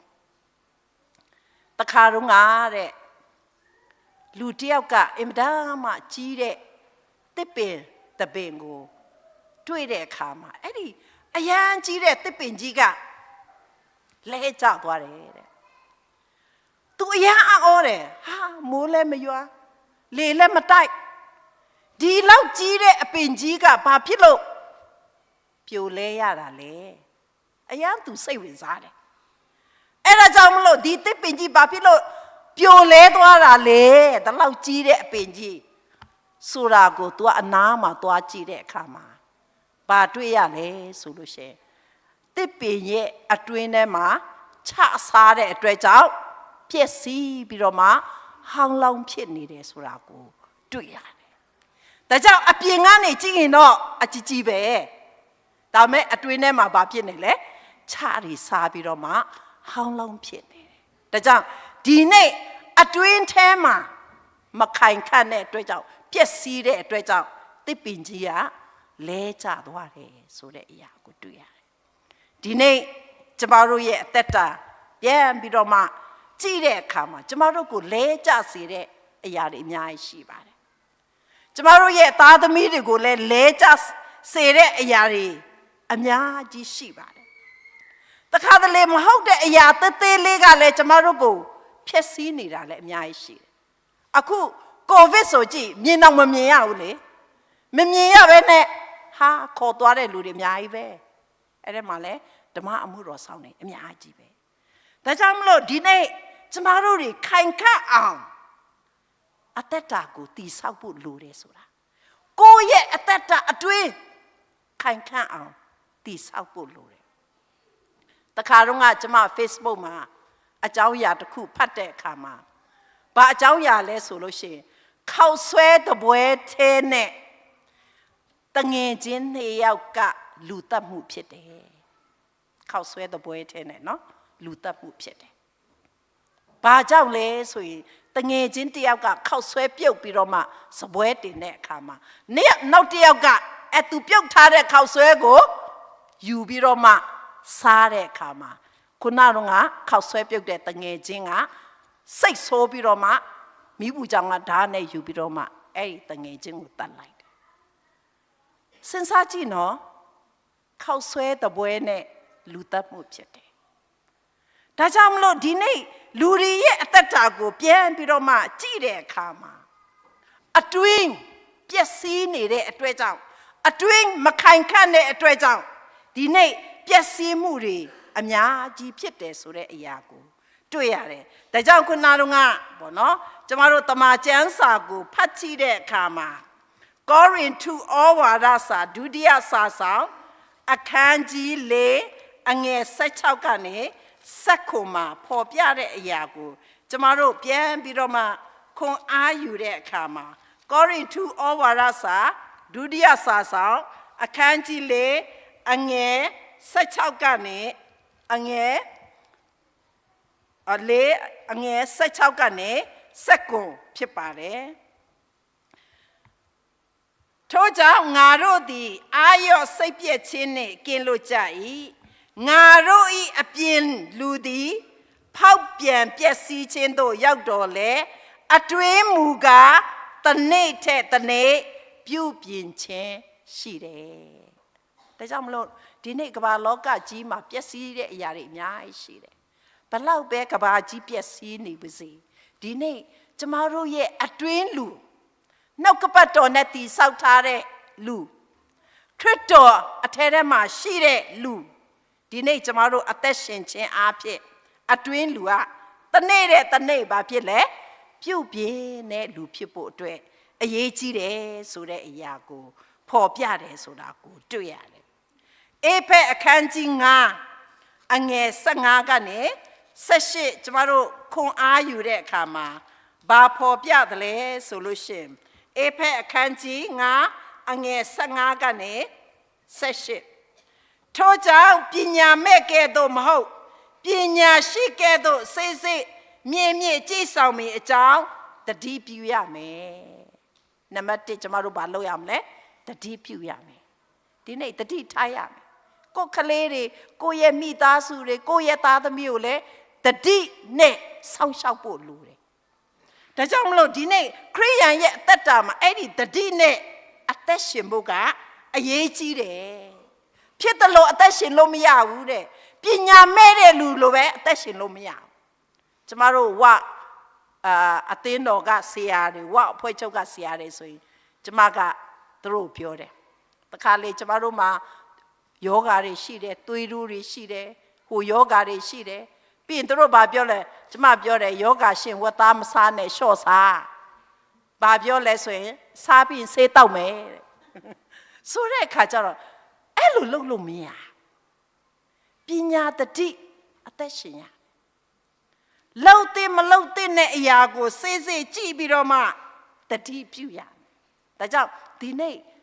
အဲ့ဒီလိုပညာရှိစွာတတိနဲ့အသက်ရှင်တဲ့ယုံကြည်သူဒီနေ့ကျမတို့လိုအပ်တယ်နောက်တစ်ချက်ဘာဖော်ပြလဲဆိုယနေ့ကာလတို့သည်စိုးရုပ်သောကြောင့်ကာလအချိန်ကိုရွေးနှုတ်ကြလောတဲ့ကာလအချိန်ကိုရွေးနှုတ်ရဘာဖြစ်လို့ကျမတို့ကာလအချိန်တွေရွေးနှုတ်ခိုင်းတယ်လဲဒီနေ့လူတွေကိုကြည့်လိုက်တဲ့အခါမကောင်းတာပဲလောက်တာများတယ်မကောင်းတာပဲလောက်တာများတဲ့အတွက်ကြောင့်ကဘာကြီးကဘာဖြစ်လာလဲပျက်စီးလာတယ်ဒါကြောင့်မလို့ဒီနေ့ယုံကြည်သူများကဘာလုပ်ရမလဲကာလအချိန်ကိုရွေးနှုတ်ရမယ်ပြောလူတွေကမကောင်းတာလုပ်နေတဲ့အချိန်မှာကျမတို့ကကောင်းတဲ့အရာကိုရွေးနှုတ်ရမယ်ကျမတို့အတွက်အကျိုးရှိတဲ့အရာကိုရွေးနှုတ်ရမယ်အဲ့ဒီလိုကောင်းတဲ့အရာကိုရွေးနှုတ်တဲ့သူကကာလအချိန်ကိုရွေးနှုတ်တာအဲ့ဒီအချိန်မှာသူ့ရဲ့အချိန်ကဘာဖြစ်လဲမပြတ်စီတော့အဲ့တော့ तू ကအချိန်ကိုဘာလုပ်တဲ့လူဖြစ်သွားလဲကာလအချိန်ကိုရွေးနှုတ်တဲ့သူဖြစ်တယ်နောက်တစ်ချက်ကဘာလဲဝိညာဉ်နဲ့ပြည့်စုံတဲ့သူဖြစ်ဖို့ဒါကြောင့်ဝိညာဉ်နဲ့ပြည့်စုံခြင်းရှိကြလောဒါကြောင့်ဒီနေ့ကျမတို့ရဲ့ဝိညာဉ်ရေးအသက်တာသည်ကျမတို့အတွင်းလူခိုင်ခန့်ဖို့အတွက်အရေးကြီးတယ်ပညာတတိရှိခြင်းတွေကျမတို့အတွင်းလူခိုင်ခန့်ဖို့အတွက်အရေးကြီးတယ်ကောင်းတာကိုရွေးခြင်းသည်ကျမတို့အတွင်းလူခိုင်ခန့်ဖို့အတွက်အရေးကြီးတယ်နောက်တစ်ချက်ဝိညာဉ်တော်နဲ့ပြည့်စုံခြင်းသည်ကောင်းသောအရာကိုဒီနေ့ကျမတို့ရဲ့အတွင်းလူတည်ဆောက်ဖို့အတွက်အရေးကြီးတယ်ဆိုတဲ့အရာကိုကျမတို့တွေ့ရတယ်ဒါကြောင့်မလို့ဒါကိုကျမတို့ပြန်ပြီးတော့မှကြည့်တဲ့အခါမှာဒီနေ့အသင်းတော်ကကဘာကြီးအတွက်ဘာပေးနိုင်မလဲဒီနေ့အသင်းတော်ကကဘာကြီးရဲ့မျှော်လင့်ခြင်းဖြစ်တဲ့အတွက်ကြောင့်ကျမတို့ဘာပေးမလဲအသင်းတော်ကိုကျမတို့ဘာတွေလုပ်ဖို့လိုလဲဒီနေ့အသင်းတော်ကကဘာကြီးအတွက်ဘာတွေလုပ်ဖို့လိုလဲဒါကြောင့်ဒီနေ့ကျမတို့ကိုယ်တိုင်တမန်တရား၌ကြီးထွားခြင်းဝိညာဉ်၌ကြီးထွားခြင်းဉာဏ်ပညာ၌ကြီးထွားခြင်းကျမတို့အဲ့လိုတီးထွားခြင်းကိုတည်ဆောက်ပြီးတဲ့အခါမှာဒီနေ့အသင်းတော်ကကဘာကြီးကိုပါပေးနိုင်မလဲနှုတ်ကပတ်တော်အလင်းကိုပေးနိုင်ပါတယ်ဒီနေ့နှုတ်ကပတ်တော်နဲ့စကားပြောတဲ့လူနဲ့ဒီနေ့တမန်တရားမရှိဘဲနဲ့စကားပြောတဲ့လူကမတူဘူးဒါကြောင့်ဒီနေ့ကဘာကြီးကဘာလိုအပ်နေတာလဲဓမ္မဒါကြောင့်ဒီနေ့ကဘာကြီးပေါ်မှာကျမတို့အသက်ရှင်တဲ့အခါမှာ နှုတ်ကပတ်တော်စကားနှုတ်ကပတ်တော်အလင်းကိုပေးခြင်းအဖြစ်ကဘာကြီးကိုကျမတို့ကပြန်ပြီးတော့မှပြောင်းလဲဖို့လိုတယ်ဆိုတဲ့အရာနံပါတ်ဒုတိယကဘာလဲဆိုရင်ဖခင်ရဲ့ချစ်ချင်းမေတ္တာလူတွေကချစ်ချင်းမေတ္တာပြောရင်ဘာပဲသိလဲ1500တို့928ဒါပဲသိတာဒါပေမဲ့ခရိယန်မှာရှိတဲ့ချစ်ချင်းမေတ္တာဘာချစ်ချင်းမေတ္တာလဲအာဂါဘိချစ်ချင်းမေတ္တာဖြစ်တယ်အာဂါဘိချစ်ချင်းမေတ္တာလို့ကျမတို့ပြောတဲ့အခါမှာအင်မတန်မှတန်ဖိုးရှိတဲ့မေတ္တာတီဆောက်တဲ့မေတ္တာဖြစ်တယ်မပြည့်စည်အောင်ဆောင်းလျှောက်တဲ့မေတ္တာဖြစ်တယ်ဒါကြောင့်ကဘာကြီးမှာလိုတဲ့မေတ္တာဘာမေတ္တာလဲအာဂါဘိမေတ္တာဖြစ်တယ်ဆိုတဲ့အရာကိုတွေ့ရတယ်နံပါတ်3တစ်ချက်ကဒီနေ့ကျမတို့ရဲ့အစေခံချက်မာသာထရီဆာကဘာပြောလဲဆိုလို့ရှိရင်ချစ်ချင်းမေတ္တာရဲ့အတီးပွင့်ကအစေခံခြင်းတဲ့ဒီနေ့ဖခင်ရဲ့အာဂါဘိကျမတို့ရဲ့နှလုံးသားထဲမှာအသင်းတော်မှာရှိတဲ့အခါမှာအသင်းတော်ကအလိုလိုရင်းနဲ့အစေခံခြင်းနဲ့စိတ်ရှိလာတယ်ဆိုတဲ့အရာကိုတွေ့ရတယ်။ကောင်မလေးတယောက်ကတဲ့အင်မတန်မှသူစိတ်ပြက်လောကထဲမှာအသက်မရှင်တော့စိတ်ညစ်တယ်။အဲ့ဒါနဲ့သူစိတ်ညစ်တဲ့အတွက်ကြောင့်သူဘာလုပ်လဲဆိုရင်သူ့ကိုယ်သူအဆုံးစီရင်တော့မယ်တဲ့။အဲ့တော့သူ့ကိုယ်သူအဆုံးစီရင်တော့မယ်ဆိုတော့ဒါကိုမာသာထရီဆာကသွားတွေ့တော့ကောင်မလေးကိုပြောတယ်နင်ဘာဖြစ်လို့ကိုအဆုံးစီရင်တော့မလဲလို့မေးတော့ကျမအယံစိတ်ညစ်တယ်လောကထဲမှာအသက်မရှင်ချင်တော့ဘူးတဲ့နင်တကယ်ပဲအသက်မရှင်ချင်တော့ဘူးလားလို့မေးတဲ့အခါမှာဟုတ်တယ်တဲ့ဒါဆိုလို့ရှိရင်နင်ငါ့ကိုလေအချိန်နည်းနည်းပဲပေးငါ့ကိုအချိန်3လလောက်ပဲပေးနင်ငါနဲ့တူ3လနေပြီနင်ဟာနေပဲပေါ့နော်ကိုအဆုံးစီရင်လဲရတယ်ဒါမဲ့ငါနဲ့3လနေလိုက်အောင်ဆိုပြီးတော့မှအဲ့ဒီကောင်မလေးကိုပြောတယ်တဲ့အဲ့တော့ကောင်မလေးကိုပြောတဲ့အခါမှာကောင်မလေးကမာသာထရီဆာနဲ့နေတယ်တဲ့မာသာထရီဆာကဘာလုပ်လဲဆင်းရဲတဲ့သူတွေကိုသူကဆောင်မတာလေကူညီတာလေမိဘမဲ့ကလေးတွေဟိုလမ်းဘေးကကလေးတွေဟာအဖိုးအိုတွေအဖွားအိုတွေဒုက္ခရောက်တဲ့လူကူညီကောင်မလေးကနောက်ကနေလိုက်ပြီးတော့လှုပ်ပေးဆိုအဲ့လိုလှုပ်ရင်းနဲ့3လပြည့်သွားတော့လေသူကသူအဆုံးစီရင်တာမေ့သွားတယ်မေ့သွားတဲ့အခါမှာအဲ့ချိန်မှာမာသာထရီဆာကသူ့ပြန်မေးတယ်ကဲသမီးနေကအရင်တော့ကနိကိုနွေအဆုံးစီရင်ဖို့နင်ကစဉ်းစားတယ်အခုငါနဲ့3လနေပြီးတဲ့အခါမှာနင်ရဲ့ဆုံးဖြတ်ချက်နင်ဆက်လုံးအောင်မလားမေးတဲ့အခါမှာအဲ့ချိန်မှာကောင်မလေးကအမေကျမမလုပ်တော့ဘူးဆင်းရဲတဲ့သူတွေဒုက္ခရောက်တဲ့သူတွေကိုကျမကြည့်လိုက်တဲ့အခါမှာကျမလုပ်ရမယ့်လုပ်ငန်းတွေအများကြီးရှိတယ်ဆိုတာကိုမြင်တွေ့တယ်ဒီနေ့ဒီလိုဒုက္ခရောက်တဲ့လူတွေကိုကျမအနေနဲ့အစေခံဖို့ကျမဆုံးဖြတ်လိုက်ပြီဆိုပြီးတော့မှအဲ့ဒီမာသာထရီဆာနဲ့ဆက်ပြီးတော့မှအသက်တာကိုဆက်ကပ်တယ်ဆိုတာကိုတွေ့ရတယ်ဒါကြောင့်မလို့ဒီနေ့ခရစ်ယာန်ရဲ့အစေခံခြင်းဒီနေ့ကဘာကြီးအတွက်လိုအပ်တယ်ဆိုတဲ့အရာကိုကျမတို့တွေ့ရတယ်နောက်တစ်ချက်ကဘာလဲဆိုလို့ရှိရင်ကောင်းသောအကျင့်မဿဲအခန်းကြီး9အငယ်16မှာကျမတို့ကြည့်တဲ့အခါမှာခရစ်တော်ကကျမတို့ကိုဘာပြောလဲသင်တို့ဤကောင်းသောအကျင့်ကိုမြင်၍ကောင်းကင်ဘုံ၌ရှိတော်မူသောအဘ၏ဂုဏ်တော်ကိုချီးမွမ်းစေခြင်းကသူတစ်ပါးရှင်း၌သင်တို့ရဲ့အလင်းကိုလင်းစေကြလောဒါကြောင့်ဒီနေ့ကျမတို့ရဲ့ကောင်းတဲ့ပုံသက်တွေကောင်းတဲ့အသက်ရှင်မှုကသူများအတွက်အလင်းဖြစ်တယ်တခါလေငါခရိယန်ဖြစ်တယ်ကျမတို့ကဝါကြွားပြီးအော်ပြောเสียမလို့ဘူးလူတွေကကျမတို့ရဲ့အသက်တာကိုကြည့်ပြီးတော့မှဟဲ့ခရိယန်တွေကလေစကားပြောတာသူများနဲ့မတူဘူးနော်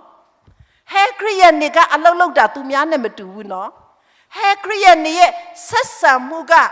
သူများနဲ့မတူဘူးနော်ဆိုတဲ့ဒီနေ့နှုတ်ကပတ်တော်အားဖြင့်တီဆောက်တဲ့ကျမတို့ရဲ့အသက်တာကောင်းတဲ့အကျင့်ကိုလူတွေကမြင်လာတဲ့အခါမှာဖယားကိုအလိုလိုကြီးနဲ့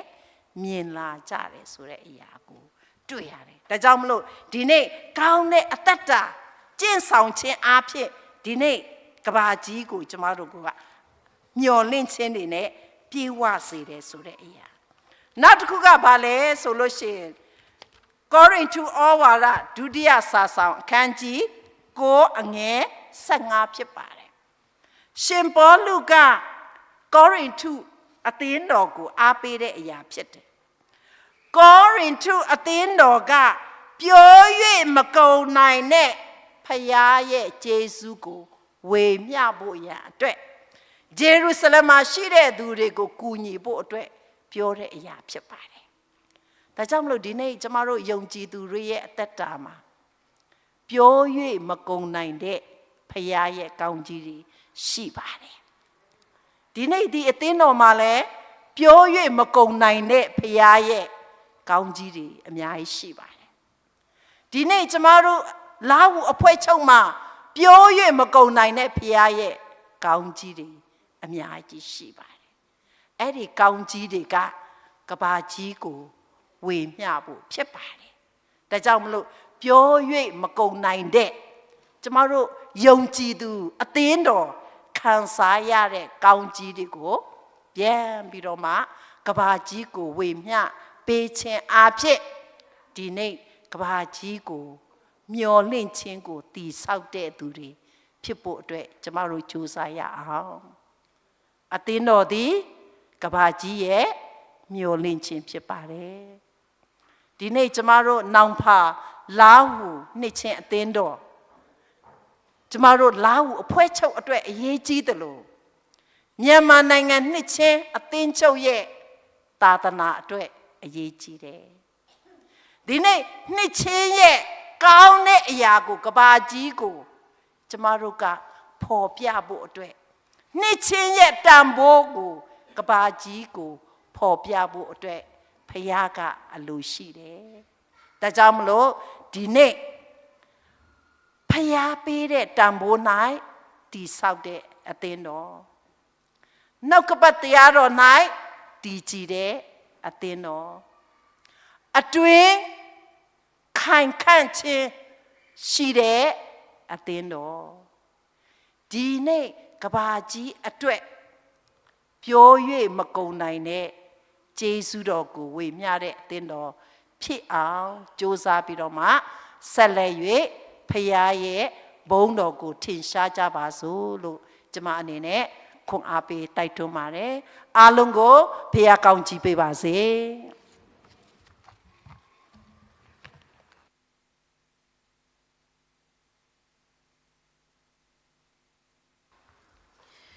ဆက်လက်ပြီးတော့မှအသင်းသားများရဲ့ဓမ္မကွာရသားစွန်အပြင်ချီးမွမ်းခြင်းကိုကြားနာရမယ်ဖြစ်ပါတယ်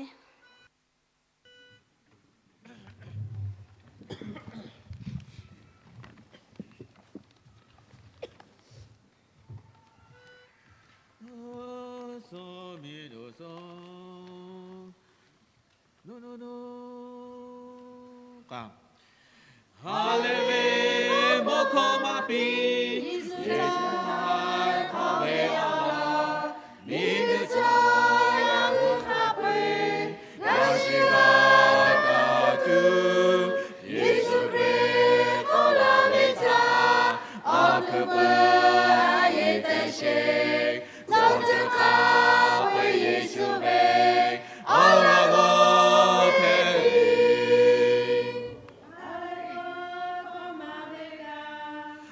Mahale du jole me kave chuha te pha re shi tai me adokale no takai shuve chuha tha shi kai no ve shi o tsu o mo ke shi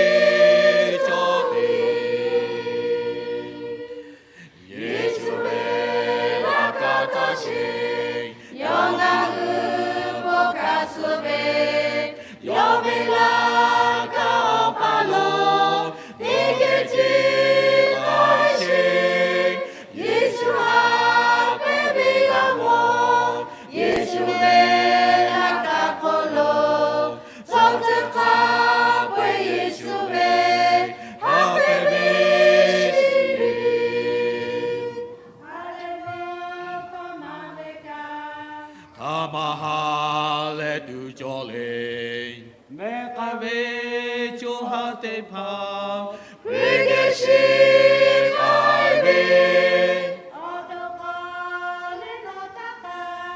修为就哈他是该，我为是无自空，我可是作为。耶稣话不拉比谁，耶稣他有为造的，耶稣给你马达嘞，我可马比谁，耶稣给比为他树，我造比拉比谁，造这卡为耶稣为，我的造不比。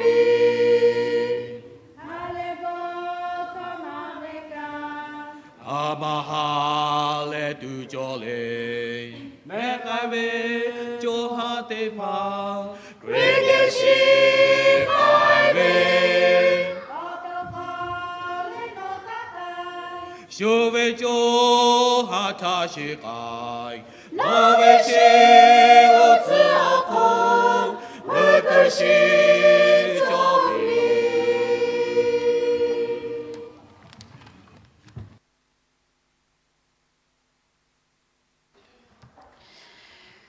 ကျမတို့မြန်မာနိုင်ငံနှစ်ချင်းခရစ်ယာန်အသင်းချုပ်ရဲ့တဒနာနှင့်ဆက်ဆိုင်သောတဒနာအငတ်အတန်နှင့်ဆက်ဆိုင်သောလုပ်ငန်းများကိုအကြောင်းပြုပြီးတော့မှကျမတို့ရှမ်းရှေ့ကျင်းတော်ကိုရောက်ရှိလာတဲ့အခါမှာကျမတို့နောင်ဘာလာနှစ်ချင်းအသင်းသားအသင်းသူများရဲ့ကိုယ်ကွယ်ဝတ်ပြုခြင်းကိုအထူးတကွပလင်ပြုပြီးတော့မှပါဝင်ဆက်ကပ်ပေးသွားတော့ဓမ္မမှုတော်ဆောင်ဆင်ဆမများအတော့ပြန်အဖြစ်တို့၎င်း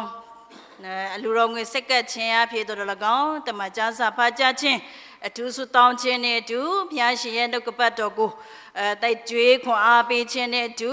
ခဏနေအဆုံးသတ်မှာကောင်းချီးပေးမိဆရာမကြီးအားတို့၎င်းပြီးတဲ့အခါမှာကျမတို့အသင်းတော်မှာတေခင်းအခမ်းထားပြီးဖြစ်တော့အစာဟာရအတွက်ဒေါက်တာဂျိုးဆက်မှဆုတောင်းဆက်ကပ်ပေးဖို့ရန်အတွက်လည်းထပ်မဖော်ပြခြင်းနဲ့၎င်းပါဝင်ကြတော့ယုံကြည်သူညီကိုမောင်နှမများအားလုံးကိုလည်းသူပင်ကျေးဇူးတင်ရှိကြောင်းဖော်ပြလိုခြင်းဖြစ်ပါတယ်ကျမတို့ကိုးကွယ်ခြင်းကိုကတော့10နာရီခွဲကနေ12နာရီထိဖြစ်ပါတော့လဲကြိုးကြိုးအကြောင်းကျမတို့ဒီချိန်မှာဒီချိန်ထိယူရခြင်းဖြစ်ပါတယ်ကျမတို့အဆုံးသတ်မှာဓမ္မတခြင်းကိုဒီဆိုမှာဖြစ်ပါတယ်လာဟုဓမ္မတခြင်းအမှတ်စဉ်169လာဟုဓမ္မတခြင်းအမှတ်စဉ်169တေဟာခေါ်ချေကောငါယုံပုတူအဖို့ကြိုယော169ဒီဆိုချင်းမထပ်ပြီးတဲ့အခါမှာဆရာမကြီးတော်မြတ်တက်ထာမှာကောင်းချီးပေးခြင်းကိုခံယူပြီးတော့နောက်မှာတုံထအာမင်ကိုဒီဆိုပြီးတော့မှကျွန်တော်တို့ဘုရားကျောင်းထဲကနေပြီးတော့မှထက်ခေါ်သွားမှာဖြစ်ပါတယ်တို့ကကြွေးကြပါစို့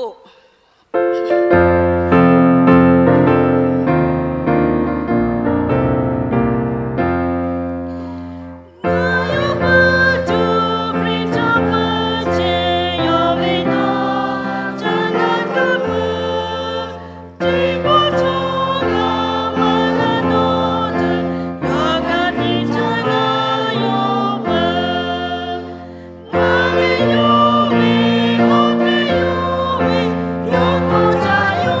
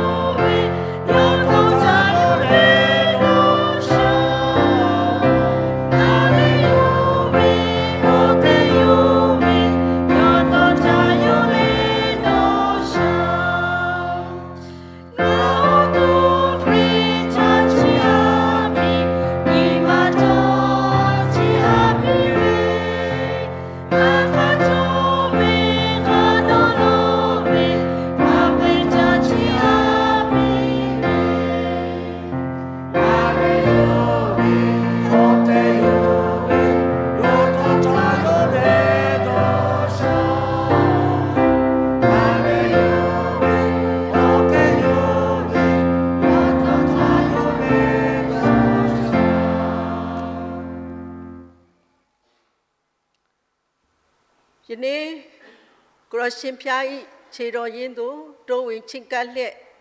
နှုတ်ကပတ်သမတရားမှဟောပြသည့်အတိုင်းကိုရောကိုစိတ်နှလုံးသွင်း၌ထားလျက်အသက်ရှင်သောအသင်သူအသင်သားများဖြစ်ဖို့ရန်အတွက်မိမိတို့အသက်တာကိုတိဆောက်ခြင်းနှုတ်ကပတ်တော်ကိုစင်ကြင်လျက်မွေ့လျော်လျက်နှုတ်ကပတ်တော်နှင့်အညီအသက်ရှင်ခြင်းအတွင်းလူကိုခိုင်ခန့်မြဲမြံစေရန်တိဆောက်ပြုပြင်ခြင်းပြောရမကုန်နိုင်သောဖျားခင်ယေရှုတော်ကိုချီးမွမ်းအသက်ရှင်သောသူအသီးအသီးကျွန်တော်ကျမတို့သည်ဖြစ်ရပါမည်အကြောင်းခမည်းတော်ဖျား၏နည်းနည်းကြွယ်ဝသောမေတ္တာတော်ဒါတော်သခင်ယေရှုခရစ်တော်ဖျား၏ရွေးနှုတ်ကယ်တင်ခြင်းယေရှုတော်တန်ရှင်သောဝိညာဉ်တော်ဖျား၏မိတ္တာဖွဲ့ခြင်းလမ်းပြသွန်သင်ခြင်းခွန်အားပေးခြင်းဒုက္ခခံရသောအခါအတူရှိလက်သားသမီးတို့နှင့်တူမျှဝေခံစားခြင်းငြိမ်းချမ်းခြင်းမှတ်စား၍စုံလင်ကောင်းမြတ်သောဆုကျေးဇူးအပေါင်းတို့သည်ယနေ့ဤနေရာတွင်ဝိပုကိုးကွယ်လျက်ရှိကြသောသားသမီးကြီးဆုံးမှအငယ်ဆုံးတိုင်အောင်၎င်းဤနောင်ဖာလောင်နှစ်ချင်းအသင်းတော်အဖသင်းအောင်ဆရာနှင့်တကွဓမ္မမှုတော်ဆောင်များအသင်းတော်လူကြီးများအသင်းသူအသင်းသားမိသားစုအိမ်တော်အသီးသီးပေါ်သို့၎င်းအသီးသီးတို့နှင့်သက်ဆိုင်သောရဝေးရနှင့်ရှိဆွေမျိုးသားချင်းညီကိုမောင်နှမများပေါ်သို့၎င်းငြိမ်းချမ်းခြင်းလွတ်လပ်ခြင်းတရားမျှတခြင်းကိုမျှော်လင့်လျက်ကိုရောကိုငန်းလင်းလျက်ရှိကြသောမြန်မာနိုင်ငံသူနိုင်ငံသားများအသီးသီးတို့ပေါ်သို့၎င်းယခုမှစ၍ကာလအစဉ်မြဲတည်ရောက်တည်ရှိတည်နေတော်မူပါစေသောအာမင်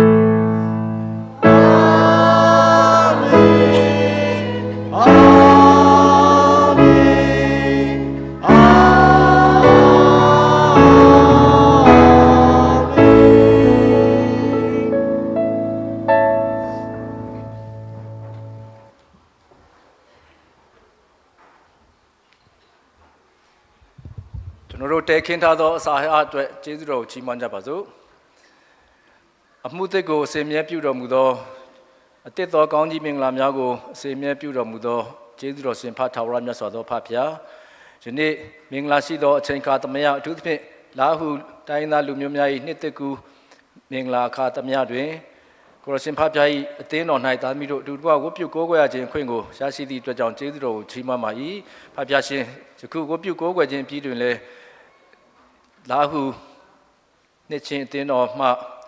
နှစ်သက်ကူကျေးဇူးတော်ချီးမွမ်းလက်တဲခင်းထားသောအစာဟရများအတွက်လည်းကျေးဇူးတော်ချီးမွမ်းပါ၏သုံးဆောင်ခြင်းအပြင်ခွန်အားများစွာရရှိပြီးကိုရရှင်ဖဖျား၏ကျေးဇူးတော်ဂုဏ်တော်များကိုအစေမြဲရေတွက်ချီးမွမ်းနိုင်ကြသောဂျုံကြည်သူသားသမီးရောက်တိုင်းစီဖြစ်စေဖို့ရန်အတွက်လည်းသားသမီးတို့သက်တာကိုတုံတင်တော်မှာလမ်းပြတော်မှာကောင်းကြီးပေးသနာတော်မှာစေနာမေတ္တာပြေဝစွာဖြင့်တဲခင်းအခမ်းသောဤနောင်ဖာလာဟုနှစ်ချင်းအသင်းတော်ဤမှုတော်ဆောင်များတယုံဆရာကြီးများကောင်းဆောင်များတင်းသူတင်းသားများပေါ်သို့လည်းမြောက်များစွာသောကျွယ်ဝစွာသောကောင်းကြီးမင်္ဂလာများကိုလည်းဆက်လက်၍တွန်းလောင်းချပေးသနာတော်မှာကယ်တင်ရှင်သခင်ယေရှုခရစ်တော်ဖျား၏မဟာနာမတော်မြတ်ကိုသာလျှင်အမိပြုလက်ရိုသေလေးမြတ်စွာဖြင့်ကျေးဇူးတော်ချီးမွမ်းလျက်သုံးဆောင်ကြပါသည်ဖထာဝရမြတ်စွာသောဖဖျားအာမင်